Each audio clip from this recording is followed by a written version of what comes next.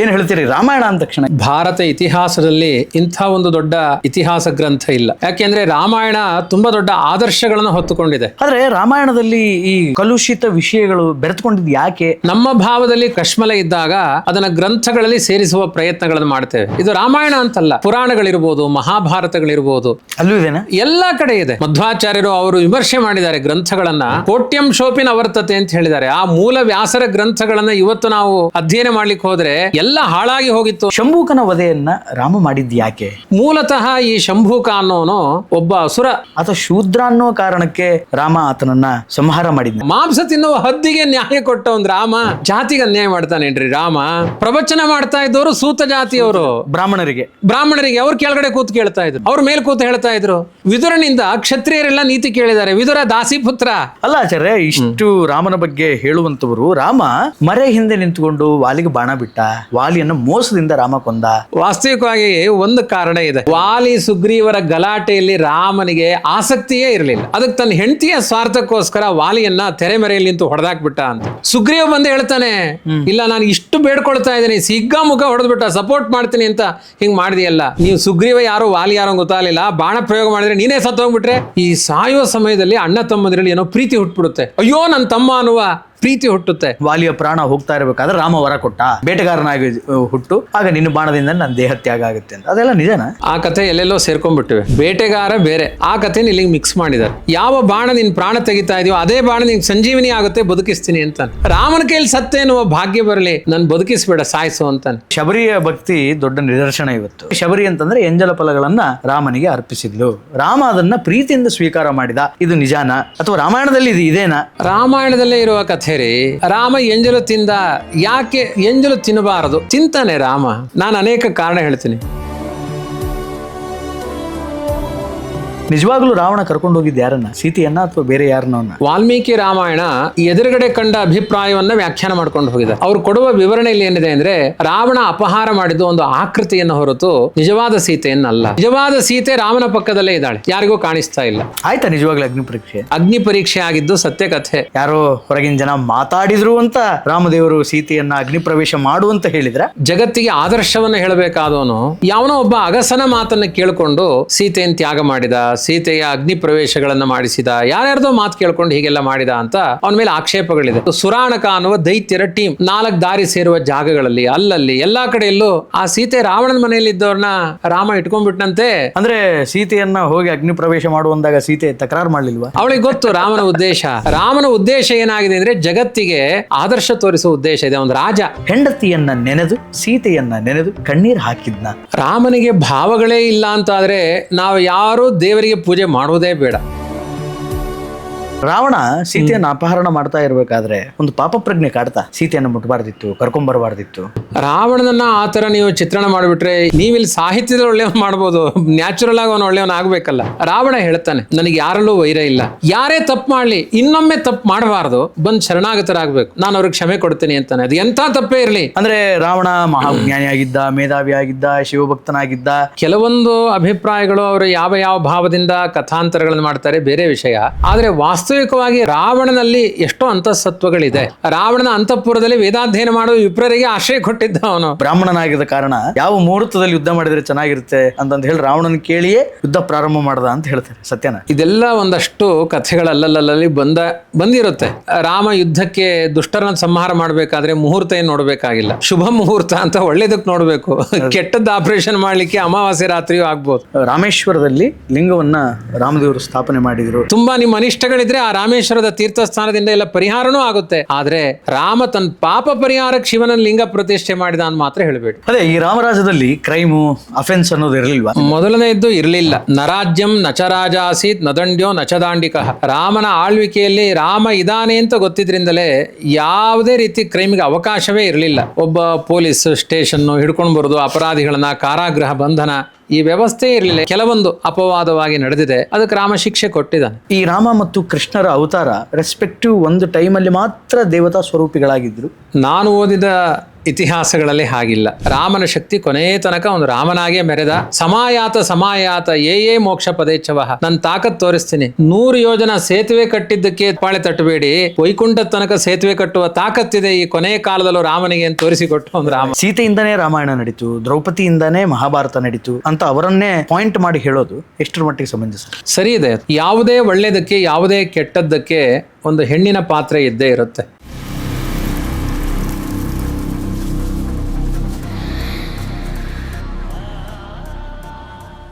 ನಮಸ್ಕಾರ, welcome to beyond limits. ನಾನು ಶ್ರೀನಿವಾಸ್ ವೈದ್ಯ.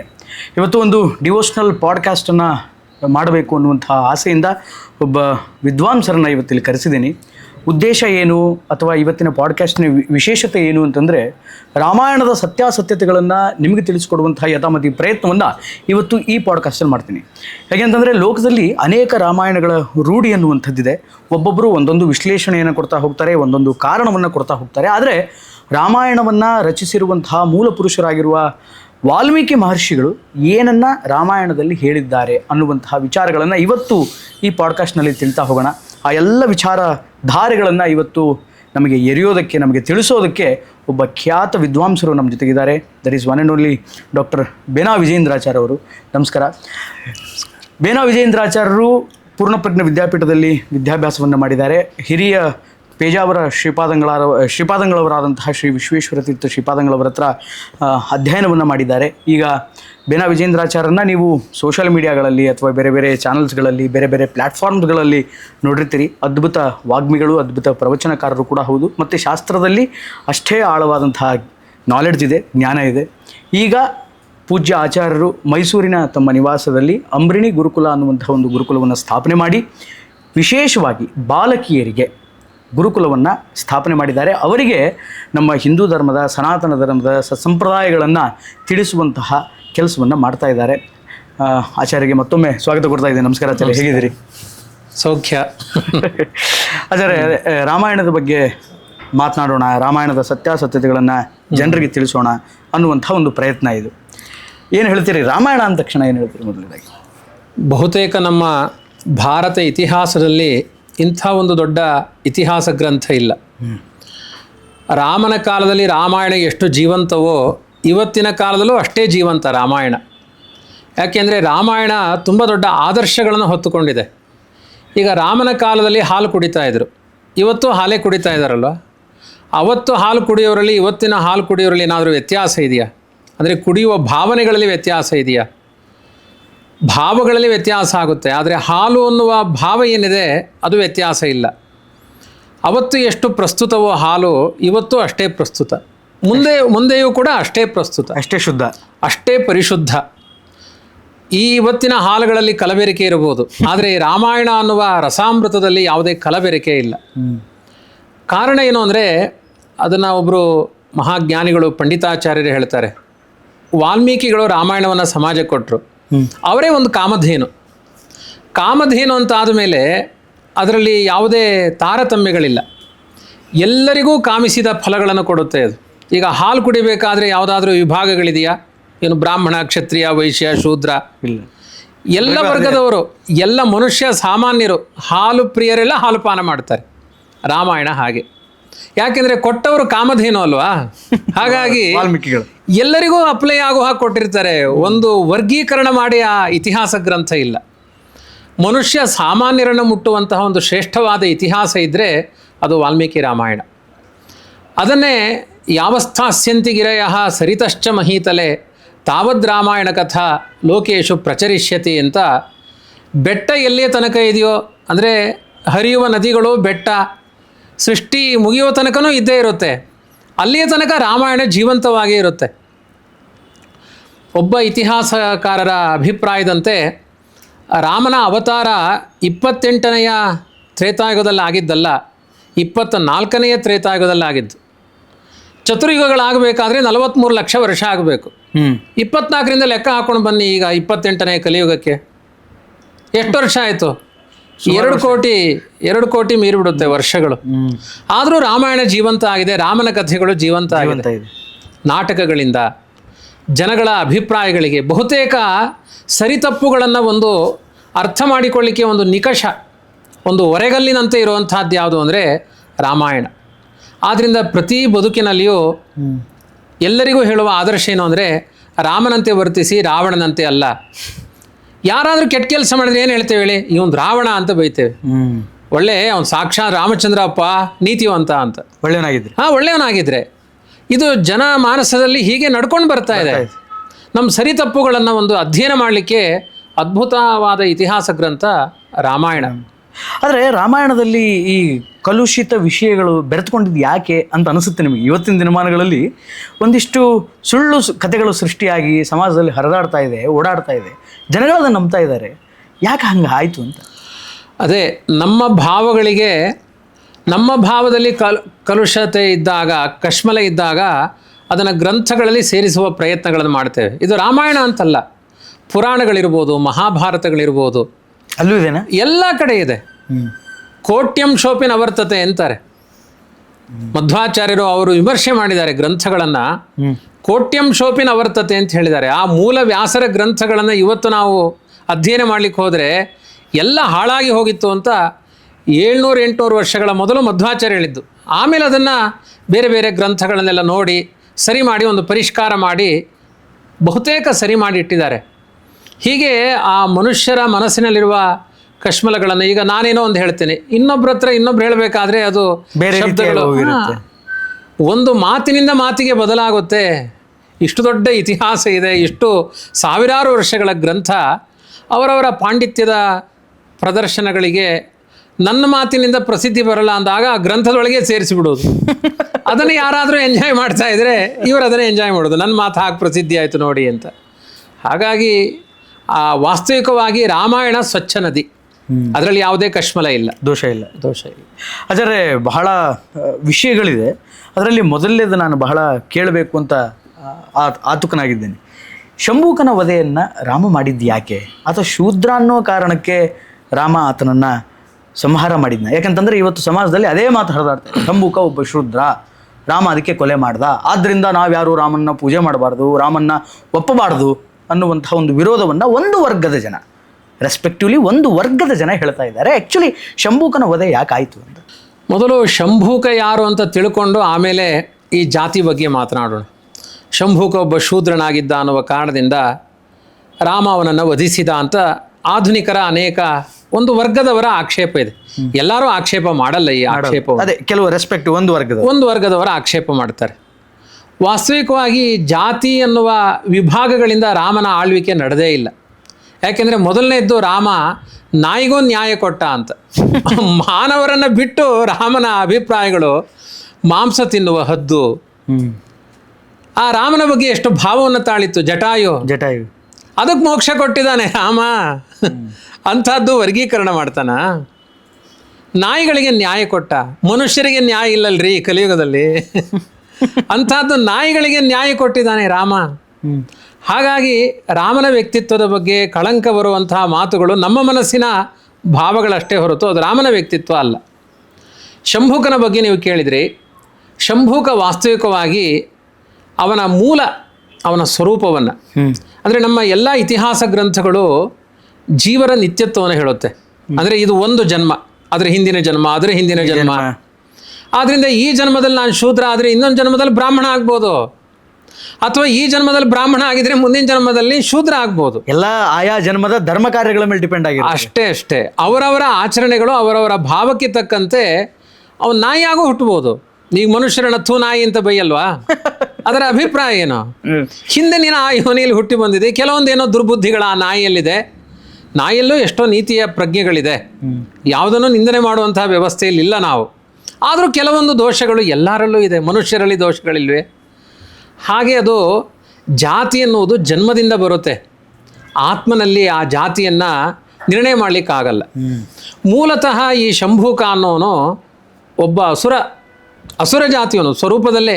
ಜೀವರಲ್ಲೇ ಕ್ವಾಲಿಟಿ ಇದೆ ರೀ.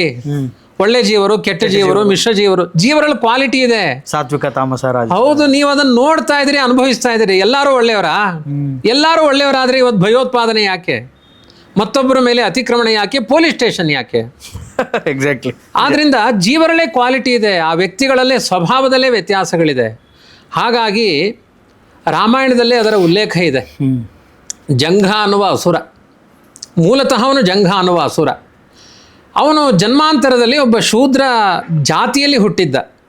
ಅದು ಆ ಜಾತಿಗೆ ಅವನು ಮಾಡಿದ ಕಳಂಕ, ಜಾತಿಗೆ ಮಾಡಿದ ಅನ್ಯಾಯ. ಆದ್ರೆ ಅದೇ ಜಾತಿಯಲ್ಲಿ ಅನೇಕ ಜನ ದಾರ್ಶನಿಕರು ಹುಟ್ಟಿದ್ರು. ಅಯ್ಯೋ, ಆ ಜಾತಿಯ ಬಗ್ಗೆ ತುಂಬಾ ಪ್ರಶಂಸೆ ಮಾತುಗಳಿದೆ. ಅಷ್ಟೇ ಕೇಳಿ. ಈಗ ನಾನು ಹೇಳೋದು ಜಾತಿಯ ಬಗ್ಗೆ ಇಷ್ಟು ಮಾತನಾಡ್ತಿರಲ್ಲ, ಕೆಲವೊಮ್ಮೆ ಈ ಬ್ರಾಹ್ಮಣರನ್ನು ಪುರೋಹಿತ ಶಾಹಿಗಳು, ಮೇಲ್ಪಂಕ್ತಿಯವರು ಕೆಳಜಾತಿಯವರನ್ನ ಇದು ಮಾಡ್ತಾರೆ. ಈ ಥರದ್ದೆಲ್ಲ ನಿಂದನೆಗಳಿದೆ. ಆ ರೀತಿ ಇಲ್ಲ ಪುರಾಣಗಳಲ್ಲಿ. ಈಗ ಸೂತ ಪುರಾಣಿಕರು, ರೋಮಹರ್ಷಣರು ಅವರೆಲ್ಲ ಶೌನಕಾದಿಗಳಿಗೆ ಪ್ರವಚನ ಮಾಡಿದ್ರು ಅಂತಿದೆ. ಶೌನಕಾದಿಗಳು ಬ್ರಾಹ್ಮಣರ್ರಿ. ಸೂತ ಪುರಾಣಿಕರು ಅವರು ಕ್ಷತ್ರಿಯ ಜಾತಿಯ ನಂತರ ವೈಶ್ಯ ಜಾತಿ ಮೇಲೆ ಬರುವಂತಹದ್ದು ಸೂತ ಜಾತಿ. ಅಲ್ಲಿವರೆಗೂ ಹೋಗ ಬ್ರಾಹ್ಮಣ, ಕ್ಷತ್ರಿಯ, ವೈಶ್ಯ, ಸೂತ. ಸೂತ ಅನ್ನುವ ಜಾತಿ ಪ್ರವಚನ ಮಾಡ್ತಾ ಇದ್ದವರು ಸೂತ ಜಾತಿಯವರು. ಬ್ರಾಹ್ಮಣರಿಗೆ ಅವ್ರು ಕೆಳಗಡೆ ಕೂತು ಕೇಳ್ತಾ ಇದ್ರು, ಅವ್ರ ಮೇಲೆ ಕೂತು ಹೇಳ್ತಾ ಇದ್ರು. ವಿದುರನಿಂದ ಕ್ಷತ್ರಿಯರೆಲ್ಲ ನೀತಿ ಕೇಳಿದ್ದಾರೆ. ವಿದುರ ದಾಸಿ ಪುತ್ರ. ಜಾತಿ ಅಂತ ತರಬೇಡಿ, ಸಿಕ್ಕಾಕೊಂಡ್ಬಿಡ್ತೀರ ನೀವು. ಜಾತಿ ಯಾವುದೋ ಅನ್ಯಾಯ ಮಾಡಲ್ಲ. ಅಂದ್ರೆ ಆಚಾರ್ಯ, ಸೂತ ಜಾತಿಯವರು ಬ್ರಾಹ್ಮಣರಿಗೆ ಪ್ರವಚನ ಮಾಡಿದ್ರು, ಅದು ಒಂದು ಕಡೆ ಪಕ್ಕಕ್ಕೆ ಇಟ್ಬಿಡೋಣ. ಆದ್ರೆ ಇವತ್ತು ಮೇಜರ್ ರಾಮಾಯಣ ಅಂತ ನೋಡ್ತಾ ಹೋದ್ರೆ ಮಹಾರಾಕ್ಷಸಾದಂತಹ ರಾವಣನೇ ಬ್ರಾಹ್ಮಣ ಆಗಿದ್ದ. ಅಲ್ಲಿಯೂ ಬ್ರಾಹ್ಮಣನ ವಧೆನೇ ಆಯ್ತಲ್ಲ. ಸೊ ಹೀಗಾಗಿ ಜಾತಿಯ ಲೆಕ್ಕಾಚಾರ ಅನ್ನೋದು ಸಾಮಾನ್ಯವಾಗಿ ಇರಲಿಲ್ಲ ಅಂತ ಇಲ್ಲೇ ಗೊತ್ತಾಗ್ಬಿಡುತ್ತೆ ಬೇಸಿಕಲಿ. ಸೊ ಅದು ಹೆಂಗಾಯ್ತು ಅಂತ, ಶಂಭೂಕನ ವಧೆ ಹೆಂಗಾಯ್ತು ಅಂತ? ಏನಿಲ್ಲ, ಅವನ ಮನುಷ್ಯರ ದುರ್ಬುದ್ಧಿಗಳು ದೇಶಕ್ಕೆ ಕ್ಷಾಮ ಉಂಟು ಮಾಡುತ್ತೆ, ಹಾನಿಗಳನ್ನು ಮಾಡುತ್ತೆ. ಆದ್ದರಿಂದ ಈ ದೇಶಕ್ಕೆ ಬೆಲೆಯನ್ನು ತುಂಬಬೇಕು ಅಂದರೆ ನನ್ನ ವ್ಯಕ್ತಿತ್ವ ಸರಿ ಇರಬೇಕು. ನಾನು ಒಬ್ಬ ಹಾಳಾಗೋದಲ್ಲ, ನನ್ನ ಜೊತೆಗೆ ಸಮಾಜ ಹಾಳಾಗುತ್ತೆ ರೀ. ಆದ್ದರಿಂದ ನನ್ನ ಕಲ್ಚರ್ ನನಗೆ ಸಂಬಂಧಪಟ್ಟಿದ್ದು ಅಂತ ಬೇಕಾಬಿಟ್ಟು ಇರೋ ಹಾಗಿಲ್ಲ. ಒಂದು ಸಂವಿಧಾನ ಅಂತಿದೆ, ಟ್ರಾಫಿಕ್ ರೂಲ್ಸ್ ಇರಲ್ವೇ, ಹಾಗೆ ಮನುಷ್ಯರಿಗೆ ರೂಲ್ಸ್ ಇದೆ. ಈ ಥರನೇ ಬದುಕಬೇಕು ನೀವು ಅಂತ. ಲೈಫ್ ರೂಲ್ಸ್, ನಿಮ್ಮ ಲೈಫ್ ರೂಲ್ಸ್ ಇದೆ. ನಿಮ್ಮ ವಿಚಾರಗಳು ತಪ್ಪಾಯಿತು ಅಂದರೆ ಅದರ ಅಪಚಾರ ಸಮಾಜ ಅನುಭವಿಸಬೇಕಾಗುತ್ತೆ. ಒಬ್ಬನಿಗೇನೋ ಅನ್ನಿಸ್ತು, ಭಯೋತ್ಪಾದನೆ ಮಾಡಬೇಕು ಅಂತ ಅನ್ನಿಸ್ತು, ಅದರ ಪರಿಣಾಮ ಎಷ್ಟು ಜನ ಅನುಭವಿಸಬೇಕಾಗುತ್ತೆ. ನಿಮ್ಮ ಆಲೋಚನೆ ಸರಿ ಇರಬೇಕು. ರಾಮಾಯಣದಲ್ಲಿ ಅದನ್ನು ಹೇಳ್ತಾರೆ. ತಪಶ್ಚಚಾರ ದುರ್ಬುದ್ಧಿ ಸಲೋಕ ಕ್ಷಯ ಕಾಮ್ಯಯ. ಅವನು ತಪಸ್ಸು ಮಾಡ್ತಾ ಇದ್ದ, ಶಂಭೂಕ ಅಂತ ಒಬ್ಬ. ಹುಟ್ಟಿದ್ದು ಶೂದ್ರ ಜಾತಿಯಲ್ಲಿರ್ಬೋದು, ಯಾವ ಜಾತಿ ಅನ್ನೋದು ತರೋದು ಬೇಡ ಈಗ. ಅವನು ತಪಸ್ಸು ಮಾಡ್ತಾ ಇದ್ದ. ಅವನು ತಪಸ್ಸು ಮಾಡಬೇಕಾದ್ರೆ ಉದ್ದೇಶ ಏನಾಗಿತ್ತು ಅಂದರೆ 2 ದುರುದ್ದೇಶ ಇತ್ತು ಶಂಭೂಕನಿಗೆ. ಒಂದು, ಜಗತ್ತೆಲ್ಲ ಹಾಳಾಗಬೇಕು, ಜಗತ್ತನ್ನು ನಾಶ ಮಾಡುವ ಶಕ್ತಿ ನನ್ನ ಲಾಭಾನೇ ಆಗಬೇಕು, ಒಂದು ತಪಸ್ಸಿನ ಉದ್ದೇಶ. ಇನ್ನೊಂದು, ನಾನು ಆ ಶಿವನ ಸ್ಥಾನವನ್ನು ಏರಬೇಕು, ಮಹರುದ್ರನ ಸ್ಥಾನ. ಯಾಕೆ ಅಂದರೆ ಪಾರ್ವತಿ ನಂಗೆ ಬೇಕು, ಆಸೆ. ಒಂದು ಕಾಮುಕತನ, ಇನ್ನೊಂದು ಅವನ ಭಯೋತ್ಪಾದನ. 2 ದೃಷ್ಟಿಗಳು ಅವನ ತಲೆಯಲ್ಲಿತ್ತು. ಅವನ ಕೆಟ್ಟ ಆಲೋಚನೆಯಿಂದ ಏನಾಯಿತು ಅಂದರೆ, ಅಯೋಧ್ಯೆಯಲ್ಲಿ ರಾಮನ ಒಂದು ನಿಯಮ ಇತ್ತು. ಏನು ಅಂದರೆ, ನನ್ನ ಆಳ್ವಿಕೆಯಲ್ಲಿ ಎಲ್ಲರಿಗೂ 1000 ವರ್ಷ ಆಯುಷ್ಯ ದಾನ, ಯಾರಿಗೂ ಅಕಾಲ ಮರಣ ಇಲ್ಲ. ರಾಮನ ಒಂದು ನಿರ್ಣಯ, ಘೋಷಣೆಗಳು. ಇವತ್ತೆಲ್ಲ ಸರ್ಕಾರಗಳು ಬಂದಾಗ ಘೋಷಣೆಗಳನ್ನು ಮಾಡ್ತಾರಲ್ಲ, ಆ ಥರ ಅವನದು ಘೋಷಣೆ. 1000 ವರ್ಷ ಎಲ್ಲರಿಗೂ ಆಯುಷ್ಯ, ರೋಗಗಳಿಲ್ಲ, ಒಂದು ಸೀನು ಆಗಿಲ್ಲ. ಅಂದರೆ ಅವರಿಗೆ ಶೀತ ಬಾಧೆಗಳು ಯಾವುದೂ ಇಲ್ಲ. ಮತ್ತು ರಾಮರಾಜ್ಯದಲ್ಲಿದ್ದವರಿಗೆ ಅದಂಶ ಮಶಕಾದೇಶ, ಮಹಾಭಾರತ ಹೇಳುತ್ತೆ, ಒಂದೇ ಒಂದು ಸೊಳ್ಳೆ ಇರಲಿಲ್ಲಂತೆ, ಅದರಿಂದಲೇ ರೋಗ ಬರೋದು ಇವೆಲ್ಲ. ರಾಮರಾಜ್ಯದಲ್ಲಿ ರೋಗ ಯಾಕಿಲ್ಲ ಅಂದರೆ ಸೊಳ್ಳೆ ಸೃಷ್ಟಿಯೇ ಇಲ್ಲ ರಾಮರಾಜ್ಯದಲ್ಲಿ. ಅದಂಶ ಮಶಕಾದೇಶ. ಎಲ್ಲ ದೇಶಗಳಲ್ಲಿಯೂ ಸೊಳ್ಳೆ ಇರಲಿಲ್ಲ ರಾಮ ಅವತಾರ ಮಾಡಿದಾಗ. ಎಷ್ಟು ದೊಡ್ಡ ಮ್ಯಾಟರ್ ಅದು. ಸೊಳ್ಳೆಯಿಂದಲೇ ಎಲ್ಲ ರೋಗಗಳು ಬರುತ್ತೆ. ಈ ಥರ ಅವನ ಆದೇಶಗಳಿತ್ತು ರಾಮನದ್ದು. ಅಂಥ ಆದೇಶಗಳಿದ್ದಾಗಲೂ, ರಾಮನ ಅನುಗ್ರಹ ಇದ್ದಾಗಲೂ ಅಕಾಲದಲ್ಲಿ ಒಂದು ಮಗು ಸತ್ತೋಯ್ತು, ಬ್ರಾಹ್ಮಣನ ಮಗು. ಬೆಳಿಗ್ಗೆ 6 ಗಂಟೆ ಆ ತಂದೆ ತಾಯಿ ಇರುವ ಒಂದು ಗಂಡು ಮಗುವನ್ನು ಎತ್ಕೊಂಡು ಬರ್ತಾರೆ. ರಾಮ, ಅವತ್ತಿನ ಕಾಲ ಏನು ಗೊತ್ತಾ ನಿಯಮ, ರಾಜ ರಾಷ್ಟ್ರಸ್ಯ ಕಾರಣಂ.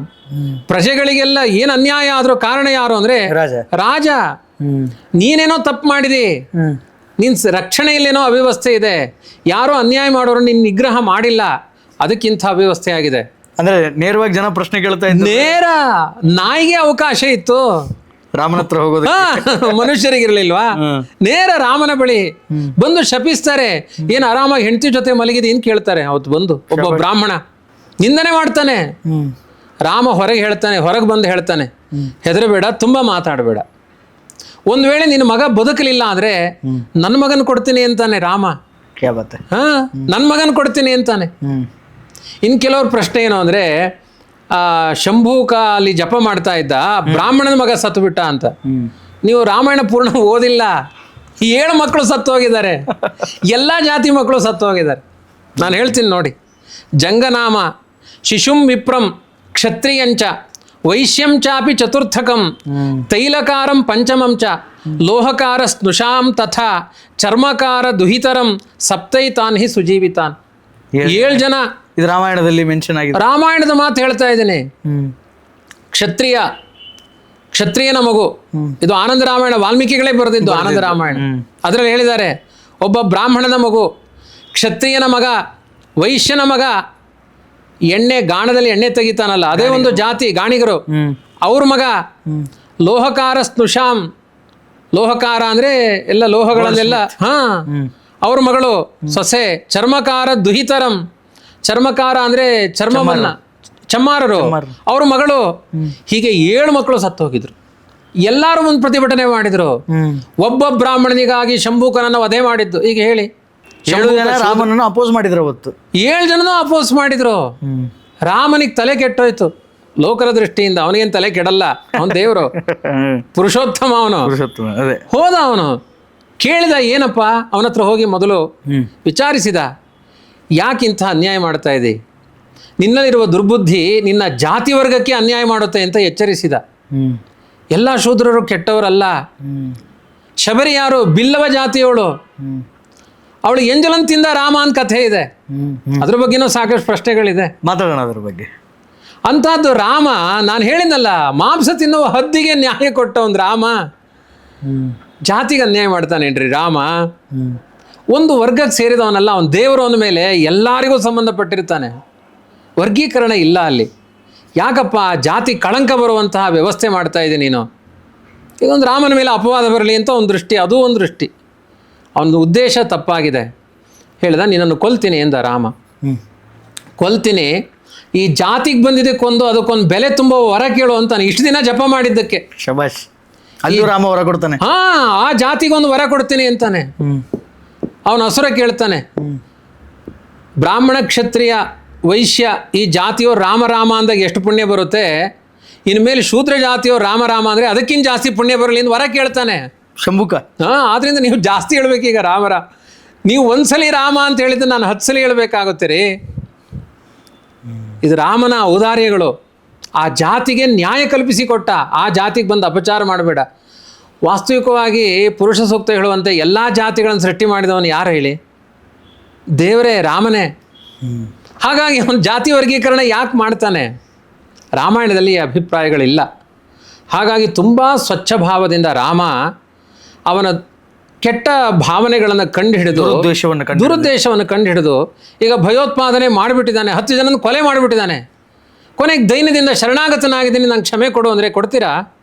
ಆಗಲ್ಲ. ಅವ್ನು ಮಾಡಿದ ಅಪರಾಧಕ್ಕೆ ಶಿಕ್ಷೆ ಆಗಬೇಕಲ್ವಾ? ಹಂಗೆ ಕೊಡೋಂಗಿತ್ತಂದ್ರೆ ಮನಮೋಹನ್ ಸಿಂಗ್ ಗೌರ್ಮೆಂಟು, ಕಾಂಗ್ರೆಸ್ ಗೌರ್ಮೆಂಟ್ ಇರಬೇಕು.